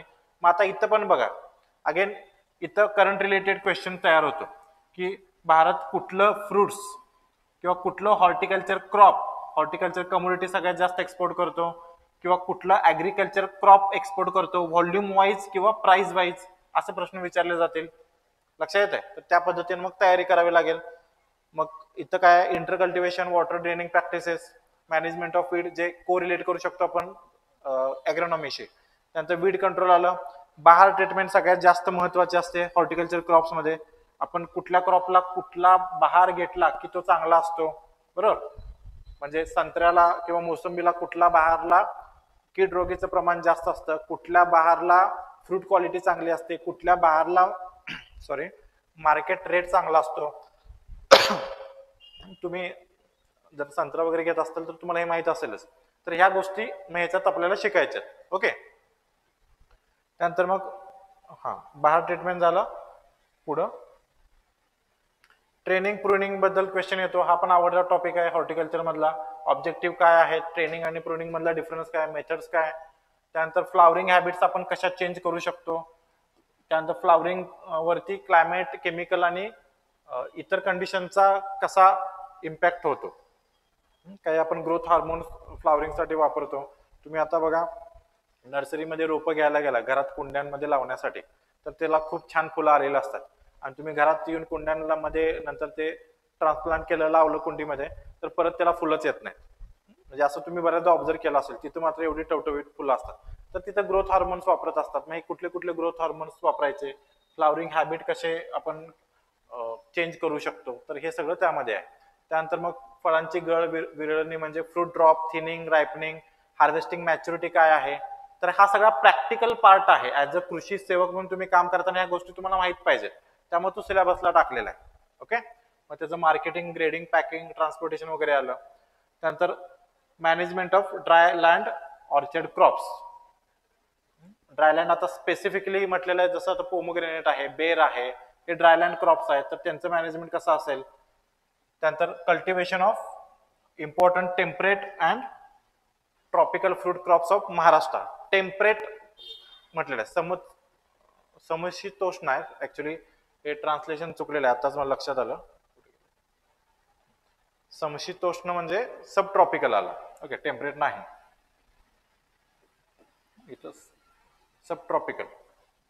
टेम्परेट मध्ये आपल्याकडे एकच आपण क्रॉप घेतोय, म्हणजे ऍक्च्युअली ते टेम्परेट पण नाही आहे, पण लो टेम्परेचरला येतं. जसं आपण वाई आणि काय महाबळेश्वरचा जो एरिया आहे, तर तिथं आपण काय घेतो, स्ट्रॉबेरी घेतो, कारण कूल क्लायमेटचा आहे. विंटरमध्ये आपण ते घेतो. अदरवाईज टेम्परेट क्रॉप महाराष्ट्रामध्ये नाहीत. सब ट्रॉपिकल इथं घ्या. ओके. समशीतोष्णचा अर्थ. पुढं control of diseases and insect paste of food crop. जे जे मेजर फ्रूट क्रॉप आहे त्याच्यावरती जनरली क्वेश्चन येणं इथं अपेक्षित आहे. ओके. तो ऑलरेडी तिकडं एंटो आणि पॅथो मध्ये पण कव्हर होईल, इथं पण रिपीट होईल. त्यानंतर अगेन करंट ओरिएंटेड इथं क्वेश्चन्स आहेत. Orchard plantation schemes of government, तर याच्यावरती पण प्रश्न विचारला जाऊ शकेल. रोपवाटिका व्यवस्थापन, नर्सरी मॅनेजमेंट, मग प्रोपगेशन कुठं कसं करतात, व्हेजिटेबलचं फ्लावरिंगचं कसं करतात, त्याचे टाइप्स, मग सीडनी प्रोपगेशन, त्याचे ऍडव्हान्टेज, डिसएडव्हान्टेजेस. त्यानंतर नर्सरीमध्ये मातृवृक्षाला सगळ्यात जास्त महत्वाचं असतं, मदर ट्री. त्याच्यापासून आपण सगळं प्रोपगेशन करून सॅम्पलिंग वाढवतो, तर ते आहे.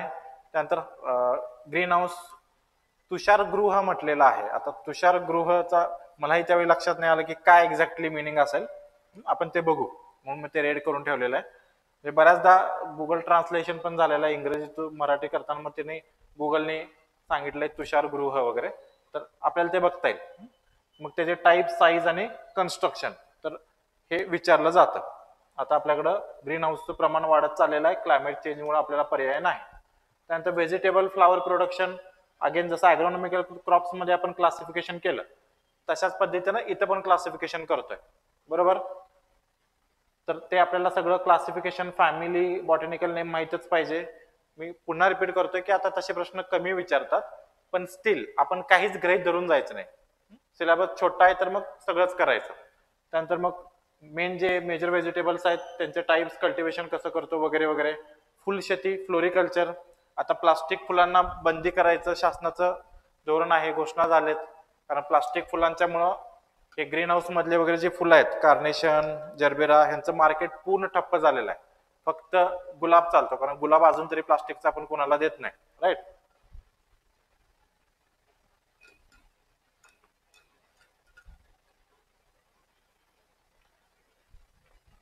बाकी आपण सजावट करायला आता सगळीकडे प्लास्टिकचीच फुलं वापरतोय, पण आता बॅन केल्यानंतर पुन्हा फुलशेतीला चांगले दिवस येतील प्लास्टिक फुलाला बॅन केल्यानंतर. त्यानंतर काय की special aspect adopted in flower production, floriculture मध्ये ग्रीन हाऊस मध्ये कसं आपण फ्लोरिकल्चर करतो, मग ते सगळं आलं. Methods of propagation of flower crops, flower क्रॉप्सच्या मेथड प्रोपागेशन बाकीच्या व्हेजिटेबलच्या, ॲग्रोनॉमिक क्रॉप्सच्या तर काय सीडनच करतो, फ्रुट्सच्या वगैरे, हे आपल्याला महत्वाचे टॉपिक्स आहेत. त्यानंतर cultivation of important flowering plants. त्यानंतर हा पोस्ट हार्वेस्ट टेक्नॉलॉजीचा सब्जेक्ट आला, प्रिझर्विंग फ्रुट्स आणि व्हेजिटेबल्स. ओके, तर इथपर्यंत हॉर्टिकल्चरचा सिलेबस मोठा आहे कम्पॅरेटिव्हली. सगळ्यात महत्वाचं मोठा सिलेबस कुठला, ॲग्रोनॉमी आणि horticulture. So number of questions पण त्याचे जास्त असतील.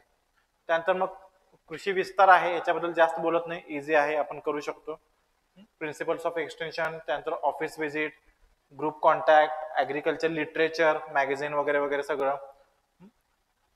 त्यानंतर रेडिओ, ऑडिओ व्हिज्युअल मीडियाला कम्प्युटर सेपरेट दिलेला आहे, त्यामुळे कम्प्युटर पण आपण घेणार आहोत. त्यावरती कसे क्वेश्चन्स विचारतात, काय काय विचारतात, IBPSच्या धर्तीवरती आपण ते सेपरेट घेतोय. त्यानंतर मग एक्सटेन्शन वर्कर, त्यानंतर प्रोग्राम प्लॅनिंग. आता इथं बघा, हे विकास योजना मी म्हणत होतो, एवढ्या योजना दिलेल्या आहेत, तर हे सोडून पण विचारलेले आहेत, त्याच्यावरती पण क्वेश्चन्स आलेत, पण हे सोडून पण बाहेरचे पण क्वेश्चन्स आलेले आहेत. सो आपण सगळंच करायचं आहे. इथं फक्त एक मिस्टेक्स त्यांच्याकडून झालेले आहे, त्यांनी एकात्मिक म्हणजे टायपिंग मिस्टेक आहे, हे बळ योजना म्हटलेलं आहे, तर एकात्मिक बळ विकास योजना नाही, ते बाल विकास योजना आहे, ICDS जे आपण म्हणतो, इंटिग्रेटेड चाइल्ड डेव्हलपमेंट स्कीम. तर तेवढी एक तिथं चूक राहिलेली आहे. बाकी आहे मग कृषी विज्ञान केंद्र वगैरे, आणि हे सोडून पण करंटली विचारलं जाईल. हे सगळं एक्सटेन्शनचं झालं.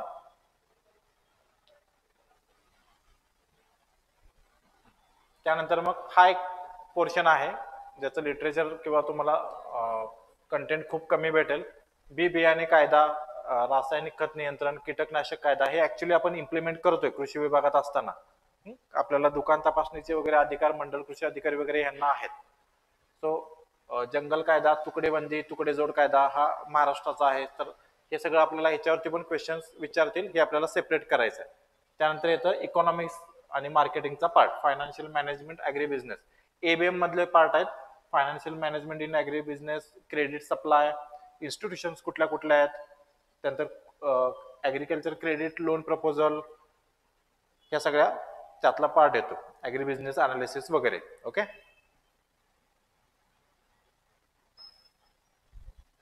त्यानंतर ऍग्रिकल्चर मार्केटिंग आहे, produce marketing scope, importance, types, त्यानंतर इन्स्टिट्यूशन्स कुठल्या आहेत आणि प्रॉब्लेम्स काय आहेत ऍग्रिकल्चर मार्केटिंगचे. तर इथपर्यंत आपला सिलेबस आहे.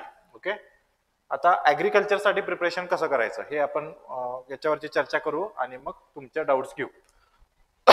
तर सगळ्यात महत्वाचं, तुम्ही बॅच जॉईन होताय, आता कदाचित तुम्हाला थोडा अभ्यास झाला असेल, ऑलरेडी कुठल्या एक्झामसाठी तुम्ही केला असेल, तरीही माझं सजेशन घ्या, सजेशन म्हणून घ्या की जरी तुम्हाला माहित असेल, भलं तुम्ही लाईव्ह नका करू मग लेक्चर, तुम्हाला जर खूप स्लो वाटत असेल, कारण आम्ही असं गृहीत धरणार की समोर बसलेल्या सगळ्या विद्यार्थी सगळे बिगिनर आहेत आणि त्यांना काहीच माहित नाही. कारण जो नवीन जॉईन होतोय, नवीन प्रिपरेशन करतोय, त्याला एकदम बेसिक पासून आपल्याला शिकवायचं आहे.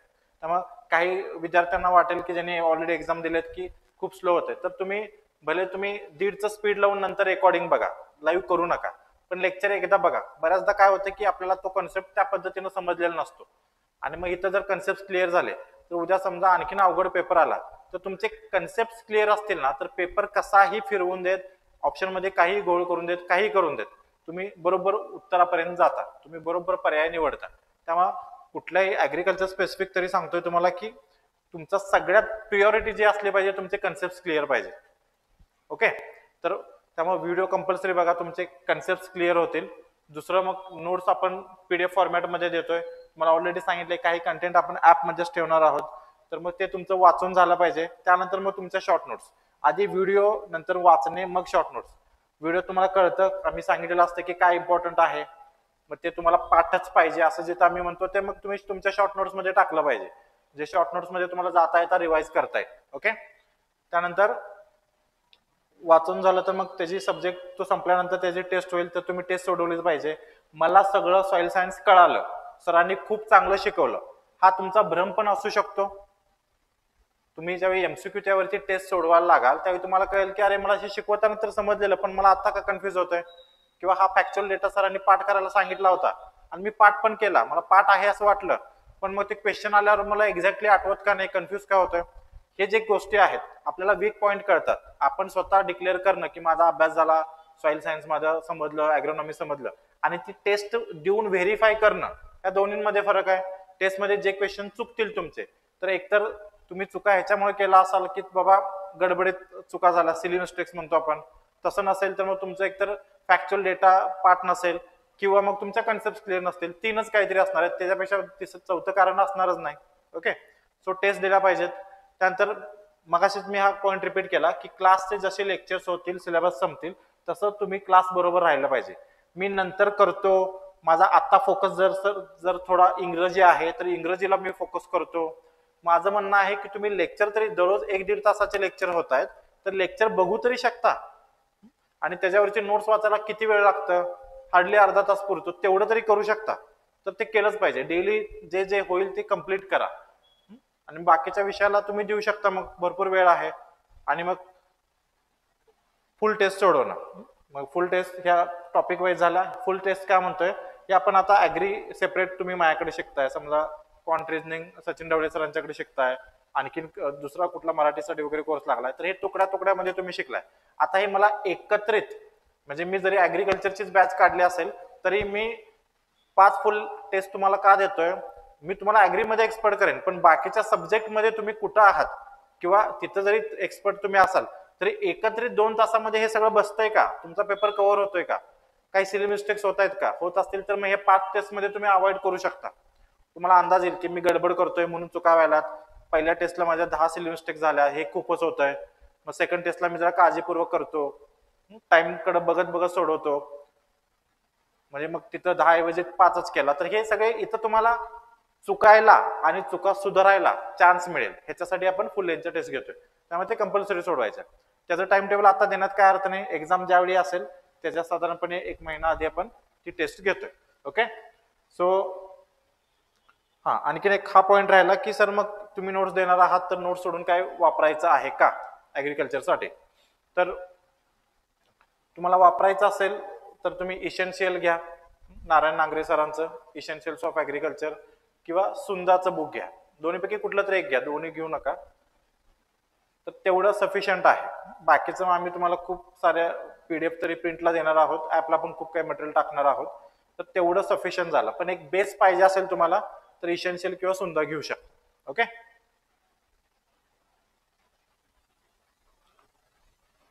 तर इथं माझं लेक्चर मी थांबवतो. तुमच्या जर काही डाऊट्स असतील तर ते आपण घेऊया.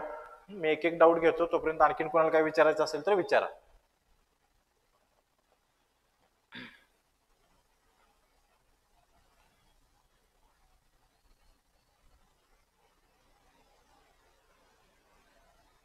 हा, एक प्रश्न आहे, अगेन तो आपल्या एक्झाम संदर्भात नाही, जीवनचा प्रश्न आहे की डिपार्टमेंटल एक्झाम कधी असतात.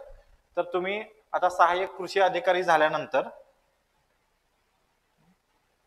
म्हणजे आता कृषी सेवक आधी होणार बरोबर, त्यानंतर तुम्ही 3 वर्षांनी सहाय्यक कृषी अधिकारी होणार.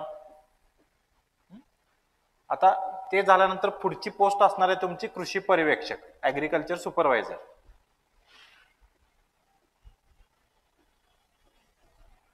ओके, तर कृषी पर्यवेक्षकची मग डिपार्टमेंटल एक्झाम देऊन तुम्ही कृषी पर्यवेक्षक होऊ शकता. पण अगेन ते काय दरवर्षी वगैरे होत नाहीत, काही वर्षांच्या अंतराने होतात. कधी 3 वर्ष, कधी 4 वर्ष, अशा जशा वॅकन्सी क्लिअर होत जातील, लोक रिटायर होत जातील, तसं मग हे डिपार्टमेंटल एक्झाम देऊन तुम्हाला प्रमोट केलं जातं. रेग्युलर पण प्रमोट होतं आणि डिपार्टमेंटल एक्झामनी पण आपण होऊ शकतो. ओके. ऍग्रिकल्चरचे प्रिपरेशन इथे होईल ते AFO एक्झामसाठी युजफुल राहील का? हा, तेवढ्या पोर्शन पुरतं मी म्हणू शकतो राहील. मग तो पोर्शन सोडून पण बराचसा AFO ला आहे, तो तुम्हाला करावा लागेल. ओके. निगेटिव्ह मार्किंग सांगितलं राजेश, निगेटिव्ह मार्किंग नाही. मी जॉब करतो, मला कृषी सेवकचे प्रिपरेशन करायचे आहे, किती वेळ अभ्यास करावा लागेल? हा, ऑलरेडी मी सांगितलं. तुम्ही जॉब करत असाल तरी, किती हेक्टिक जॉब असेल तर 4 तास तरी काढू शकता, 5 तास तरी काढू शकता. एक कुठला तरी सेशन घ्यायचा. अदरवाईज सकाळी 2 तास करतो, संध्याकाळी असं होत नाही. एकदा बसलं की 1-1 तासाचा गॅप घ्या, 5 मिनिटं फिरून या, पण ते 4 तास दुसरं काही काम करायचं नाही. मग ते सगळ्यात चांगलं. ओके. तुम्हाला पहाटे असेल अभ्यास करायला जमत तर पहाटे करा किंवा रात्री उशिरा करा. हा, याच वर्षी पासआउट झालेले आहेत तर त्यांनी कसं प्रिपरेशन करावं? तर हा चांगला क्वेश्चन आहे. तुम्ही याच वर्षी जर पासआउट झाला असाल,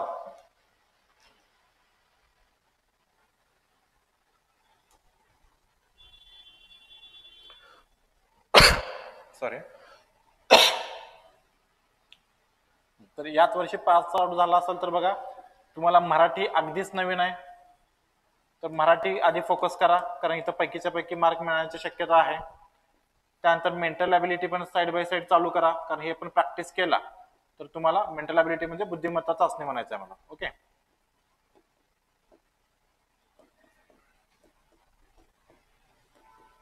तर हे आधी करायला घ्या. त्यानंतर ऍग्रिकल्चर साईड बाय साईड तुम्ही जस्ट पास आउट आहात तर सगळं ताजच आहे, तर ऍग्रिकल्चर तुम्ही कव्हर करू शकता.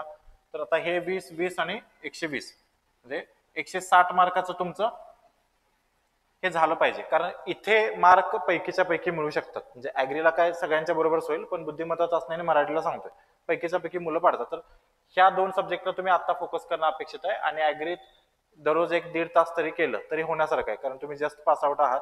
अगदी तुम्ही 1 नाईट जरी अभ्यास केला असला तरी 4 वर्ष आपण ते करत होतो ना, त्या क्षेत्रात होतो, काही गोष्टी तरी तुम्हाला लवकर रिकॉल होतात.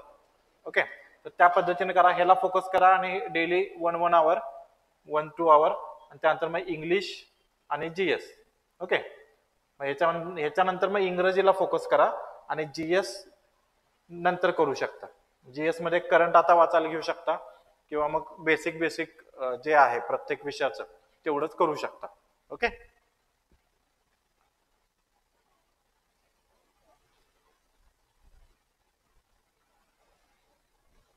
हा, चंद्रकांत, थँक्यू.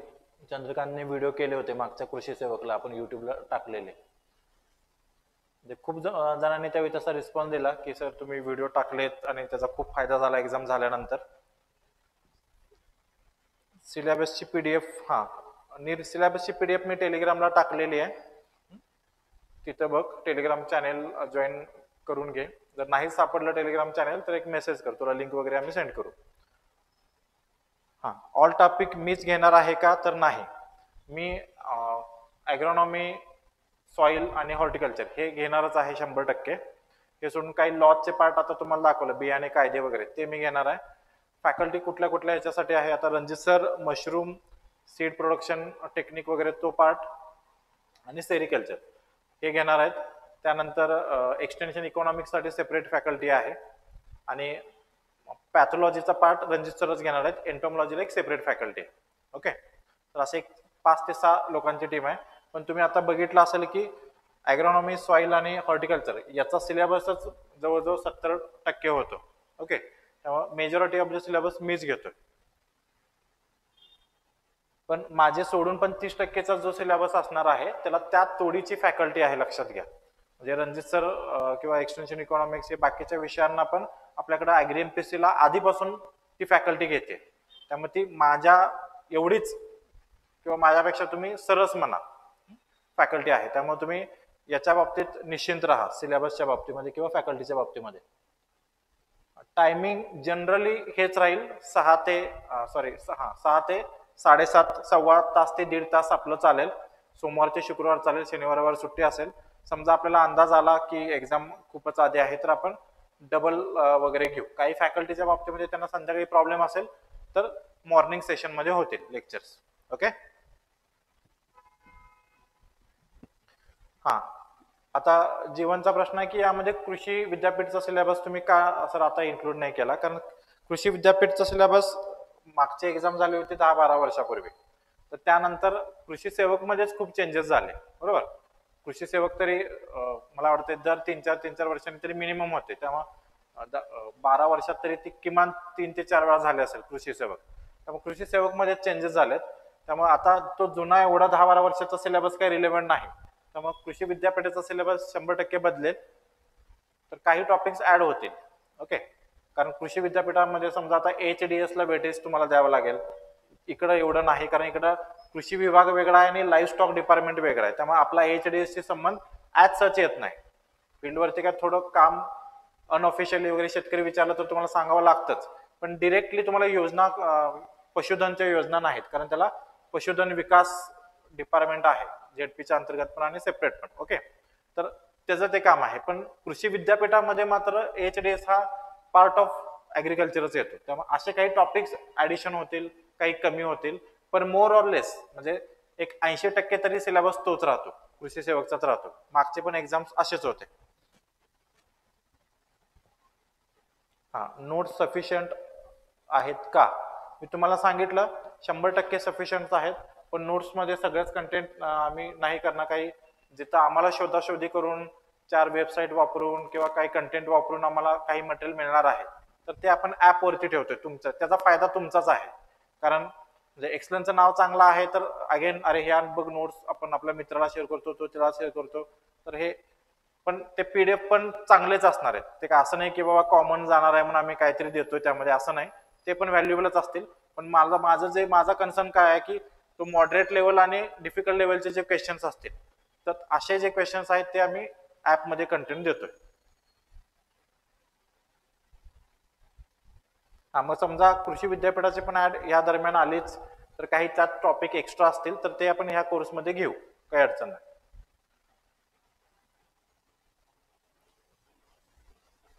कृषी सहाय्यकची एक्झाम दोन्ही लँग्वेज मध्ये होते, इंग्लिश मराठी दोन्ही. आधी ती मराठीमध्येच व्हायची, आता दोन्ही मध्ये होते.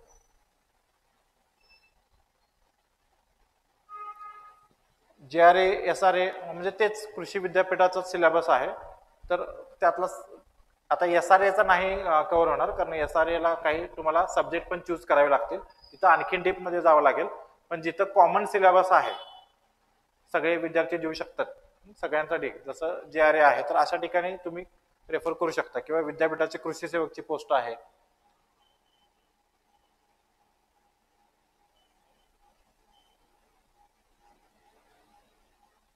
विकास 100% तयारी होईल, कारण आता आपल्याकडं वेळ आहे, तर दररोज 4 तास केलं तरी होऊ शकतं. मागच्या वेळी अभ्यास नसताना तू 94 मार्क काढत असतील तर आता निश्चितच तुला तुझी ग्रास्पिंग पॉवर चांगली आहे, कव्हर करू शकतो.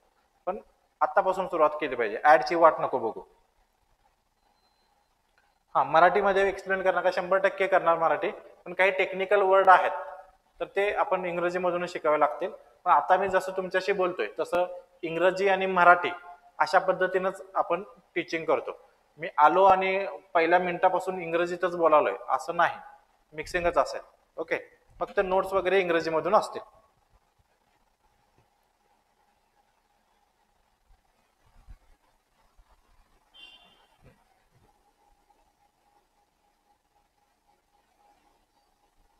लेक्चर कधी होणार मोहित? मी सांगितलं आन्सर. नॉन टेक्निकलचा सिलेबस मिळेल का? नॉन टेक्निकलचा सिलेबस असा वेगळा नाही माझ्याकडे, असेल तर मी पाठवून देतो सायली, एकदा व्हॉट्सअपला मेसेज टाकून दे. हा, GS साठी टाटाचा ठोकळा पण चालेल, पण थोडं आधी विचारलेले PYQ बघून घ्या, मग तुम्हाला लक्षात येईल. पण टाटाचं जेवढं कमी करता येईल तर मग कमी म्हणजे टाटा ठोकळाचा आहे. ओके, म्हणजे तेवढं तरी करणं अपेक्षित आहे. पण अगेन थोडं PYQ बघितले आतापर्यंत, IBPS नी काय विचारलेलं आहे, TCS नी काय विचारलंय GS ह्याच्यामध्ये, तर तुम्हाला अंदाज येऊन जातो. हा, तुम्हाला लाईव्ह नाही करता आलं तर रेकॉर्डिंग अवेलेबल होतात. रेकॉर्डिंग तुम्हाला सांगितलं एक्झाम होऊपर्यंत व्हॅलिडिटी आहे, त्यामुळे तुम्ही रेकॉर्डिंग बघू शकता. प्लस काही डाऊट्स असतील, समजा ज्या त्या फॅकल्टीशीच बोलायचं असेल तर तुम्ही व्हॉट्सअपला मेसेज टाका, मला या फॅकल्टीशी बोलायचं आहे, मला स्वप्नील सरांशी बोलायचं आहे, आम्ही फ्री झालो की आमच्याकडून तुम्हाला कॉल येतो.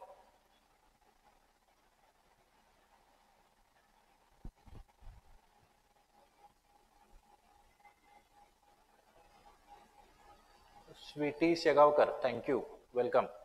मोहित सर, तुम्ही कृषी सेवकचे प्रिव्हियस पेपर टाकला ना ग्रुपला, प्लीज. आपण ते कोर्स जसं आपण घेऊ ना, असं हे ऑनलाईन एक्झाम्स आहेत, लक्षात घ्या. याचे असे पेपर बाहेर निघत नाहीत, मेमरी बेस्ड असतात. मुलं जी पेपर देऊन येतात तर ती मुलं अभ्यास म्हणजे त्यांना आठवेल तसे क्वेश्चन लिहितात. अगेन त्यामध्ये पर्याय नसतात, त्यामुळे असं बघताना वन लाईनर ते क्वेश्चन सोपे वाटू शकतील, पण पर्यायात मध्ये ट्विस्ट असू शकतो, पण एक रफली अंदाज येतो. पण असं कुठं IBPS चे पेपर अवेलेबल होणार नाहीत, मेमरी बेस्डच तुम्हाला मिळतील. आपण ते जे ते टॉपिक घेताना तिथं डिस्कस करू. हा जीवन, उत्तर दिलं तुझं. एक्स्ट्रा पण आपण कव्हर करणार आहोत, फक्त SRA वगैरे सेपरेट सब्जेक्ट जिथं असतील तिथं कव्हर नाही होणार. प्रत्येक रविवारी टेस्ट घ्यायचा आपण प्रयत्न करू, पण समजा थोडाच टॉपिक राहिलेला आहे, 2 दिवसात संपणार आहे, तो टॉपिक झाल्यानंतर अख्ख्या टॉपिक वरतीच आपण टेस्ट सिरीज तुम्हाला हे करू. ओके.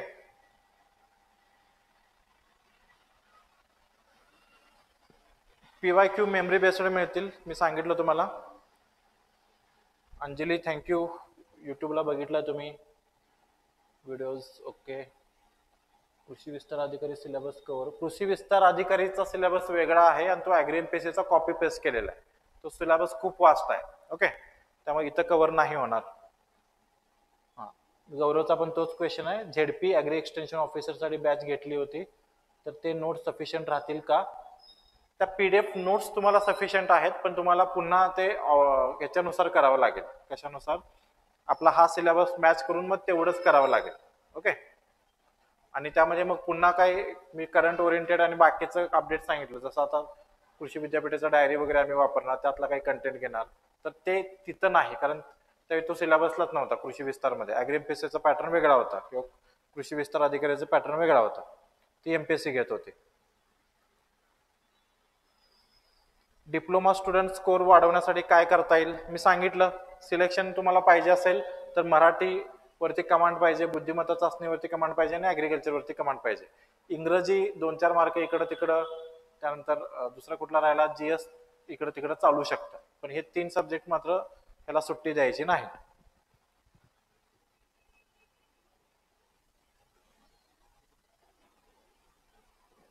शशांक, आता हे नाही सांगू शकत, आता ऍग्री सोडून बाकीचे सब्जेक्ट कुठून करावेत असं. आता हा व्हिडिओ युट्यूबला पण अपलोड होणार आहे, तर मी एखाद्याला रिकमेंड करणं आणि एखादा चांगला नाही म्हणणं असं हे चुकीचं आहे. फक्त आता माझं सचिन ढवळे सरांची बोलणं झालं होतं, महाराष्ट्रात खूप चांगलं नाव आहे बुद्धिमत्ता चाचणीसाठी. तो कोर्स इंटिग्रेटेडच आहे, म्हणजे सरळ सेवेला पण आणि तुमचा MPSC मधला सीटसाठी तो क्वालिफाईंग आहे तिकडं, तर सगळाच आहे. इव्हन ते सारखं अपडेट करतात, जेवढ्या सरळ सेवा झालेल्या आहेत त्यातले क्वेश्चन ते अपडेट पण करतात, त्यामुळे खूप रिलेव्हंट कोर्स आहे. आणि सरांची माझी ओळख पण होती, त्यामुळे मी सरांना रिक्वेस्ट केली आणि सरांनी आपल्या स्टुडंटना तो डिस्काउंट दिलाय. बाकीच्या विषयासाठी जे विद्यार्थी अभ्यास करतायत ऑलरेडी सरळ सेवेसाठी, तुम्ही थोडं जरी चौकशी केली तरी तुम्हाला अंदाज येऊन जाईल कुठली बॅच घेतलेली चांगलं राहील वगैरे. ओके, तर मी असं ऑफिशियली इकडून नाही सांगू शकणार.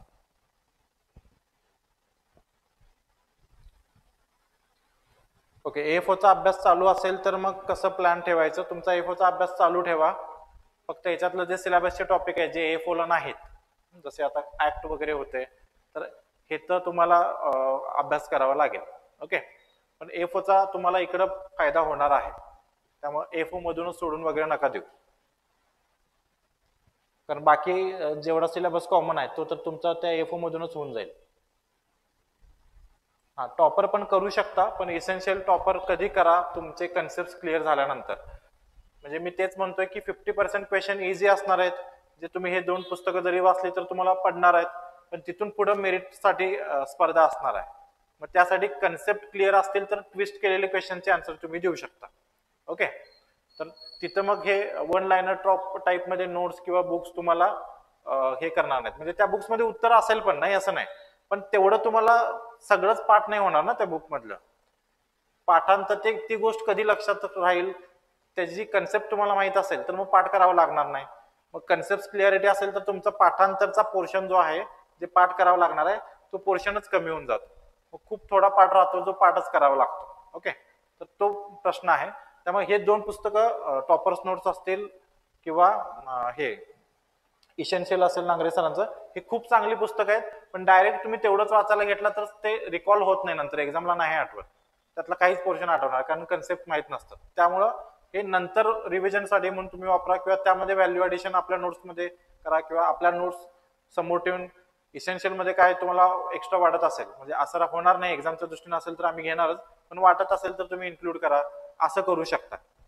Topper notes by the way आमच्या वेळीच बनवल्या गेल्या होत्या. 11ला ज्यावेळी ॲग्री एमपीएससीची ॲड आली होती त्यावेळी म्हणजे माझ्याच कॉलेजचा ज्युनियर होता आणि दुसरे सूर्यवंशी सर होते, ते दोघांनी बनवलं होतं. तर खूप त्यावेळी त्यांनी एमसीआरचा अभ्यास केला होता, तर तो एमसीआरचा कंटेंट घेऊन बनवला होता. आणि ॲग्री एमपीएससी त्यावेळी मग सिलेबस एवढा मोठा झाला होता, तर त्यावेळीपासून ते टॉपर्स नोट्स आहे. तर अगेन ते अपडेट झालेलं नाही, पण स्टील रिलेव्हंट आहे. पण नवीन गोष्टी मग 10 वर्षात जे आलेल्या आहेत, 2011 नंतर आता आपण 25 मध्ये आहोत, तर त्या गोष्टी तुम्हाला ऍड कराव्या लागतील. Agriculture related current affairs cover होईल का? 100% कव्हर करणार आहोत. Fundamentals of agriculture book sufficient आहे का? तर कॉन्सेप्च्युअल साठी सफिशियंट आहे, पण अगेन सगळाच त्यात सिलेबस कव्हर नाही. तर सिलेबस कव्हरच्या दृष्टीने म्हटलं तर मग इसेन्शियल बेटर आहे, सुंदा बेटर आहे. पण असेल तुमच्याकडं already Katyayan fundamentals of agriculture, तर एकदा वन टाइम रिडिंग करू शकता, पण तेवढ्यासाठी घेऊ नका, कारण कन्सेप्ट मग तुमच्या इथं क्लिअर होणारच आहे. ग्रामसेवक आणि याचा सिलेबस सेम आहे का? सेम नाही, ग्रामसेवकचा ह्याच्यापेक्षा कमी आहे सिलेबस. इंग्लिश पीडीएफ इंग्लिश मध्ये आहे, तर डिप्लोमा स्टुडंटला ट्रान्सफर करून देण्यात येईल का? पीडीएफ इंग्लिश मध्ये नाही आहे, तिथं मराठी पण लिहिलेलं आहे आणि त्याचं खाली इंग्रजी आपण दिलेलं आहे. नोट्स तुम्हाला इंग्रजी मधूनच भेटणार. मी पुन्हा क्लिअर करतोय, काहींचं मिसअंडरस्टँडिंग झालं असेल तर. आपण इंग्रजी मीडियम मधून शिकवणार मराठी इंग्रजी मधून, पण नोट्स तुम्हाला इंग्रजी मधूनच असतील. ओके, त्यामुळे त्या नोट्स तरी काही ट्रान्सलेट वगैरे करून भेटणार नाही. हरण, डॉक्टर हरण, थँक्यू. डिप्लोमा स्टुडंटला मराठीमध्ये नाही सांगितलं आता. Agri related all schemes cover होतील का? 100% होणार. ॲग्री सिलेबस मध्ये जे जे काय काय दिलेलं आहे आणि जे जे मला वाटतं की हे सिलेबस मध्ये नसलं तरी विचारण्याची शक्यता आहे, ते सगळं कव्हर केलं जाईल. ओके, सो आय थिंक तुमचे सगळे डाऊट संपलेले आहेत. बराच वेळ झालाय, आणखीन काही डाऊट्स असतील तर विचारा, नाहीतर आपण थांबूया. बॅच कधीपासून स्टार्ट होईल? आज स्टार्ट झालेच, आज फक्त ओरिएंटेशन घेतलं. बॅच कशी असेल याची माहिती दिली. उद्यापासून आपले लेक्चर चालू होतील. सॉइल सायन्स पासून चालू होईल. सुरुवातीला तुम्हाला काही पानांची पीडीएफ दिली जाईल. एक थोडा दिवस मला द्या, तुम्हाला मी सॉइल सायन्सची अख्खी सिलेबस जेवढा आहे तेवढी एक पीडीएफ सेंड करतो. ओके, सध्या मी तुम्हाला सांगितलं, तुम्हाला जर लागत असतील तर इसेन्शियल घ्या. एक पुस्तक तुमच्याकडे असून दे, तर तुम्हाला रेफरन्सला बरं पडेल. आणखीन काय डाऊट आहेत?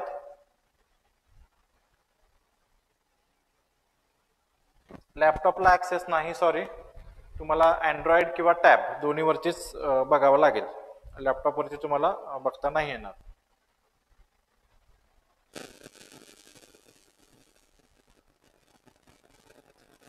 हा, लेक्चर चालू झालं ना तर तुम्ही फक्त ऍप डाउनलोड केल्यानंतर ऍपच्या सेटिंग मध्ये जा आणि नोटिफिकेशन जे आहेत सगळे ते ऑन करून ठेवा. तुम्हाला नोटिफिकेशन येते. शक्यतो 6ला लेक्चर असेल तर 6:05 पर्यंत आपलं लेक्चर चालू होतं. खूपच लेट होणार असेल तर तुम्हाला आम्ही समजा ह्याच्यावरती ऍपच्या चॅट बॉक्स मध्ये पण मेसेज टाकतो, किंवा समजा उद्या आम्ही व्हॉट्सअप किंवा टेलिग्राम ग्रुप केला तर तिथे मेसेज टाकतो जर लेट होणार असेल तर.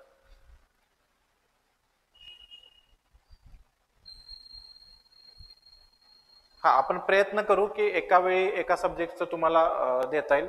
सगळ्याच सिलेबसचं आता वगैरे असं आम्ही देणार नाही. वेळ घेतो आम्ही, पण तुम्हाला व्यवस्थितच देतो. कुठलीही बॅच असून दे, कितीही पॅनिक मोडमध्ये असून देत विद्यार्थी, किंवा बाकीच्या ठिकाणी तुम्हाला सगळ्या नोट्स जरी मिळत असतील तरीही आम्ही आमच्या स्पीडनं जातो, पण देताना तुम्हाला परफेक्टच देतो. आणि बऱ्याचदा अनुभव असा आहे की सगळ्यात शेवटी नोट्स सगळेच लोक आपलीच वापरतात, कारण तेवढा वेळ देऊन केलेला असतो आणि जेवढं एक्झामच्या दृष्टीने महत्वाचं तेवढं दिलेलं असतं. त्यामुळे आपण हे मी प्रयत्न करतो की प्रत्येक सब्जेक्टचं तुम्हाला ज्या त्यावेळी तुम्हाला दिलं जाईल. पण सगळं आत्ताच द्या PDF तर तसं नाही होणार.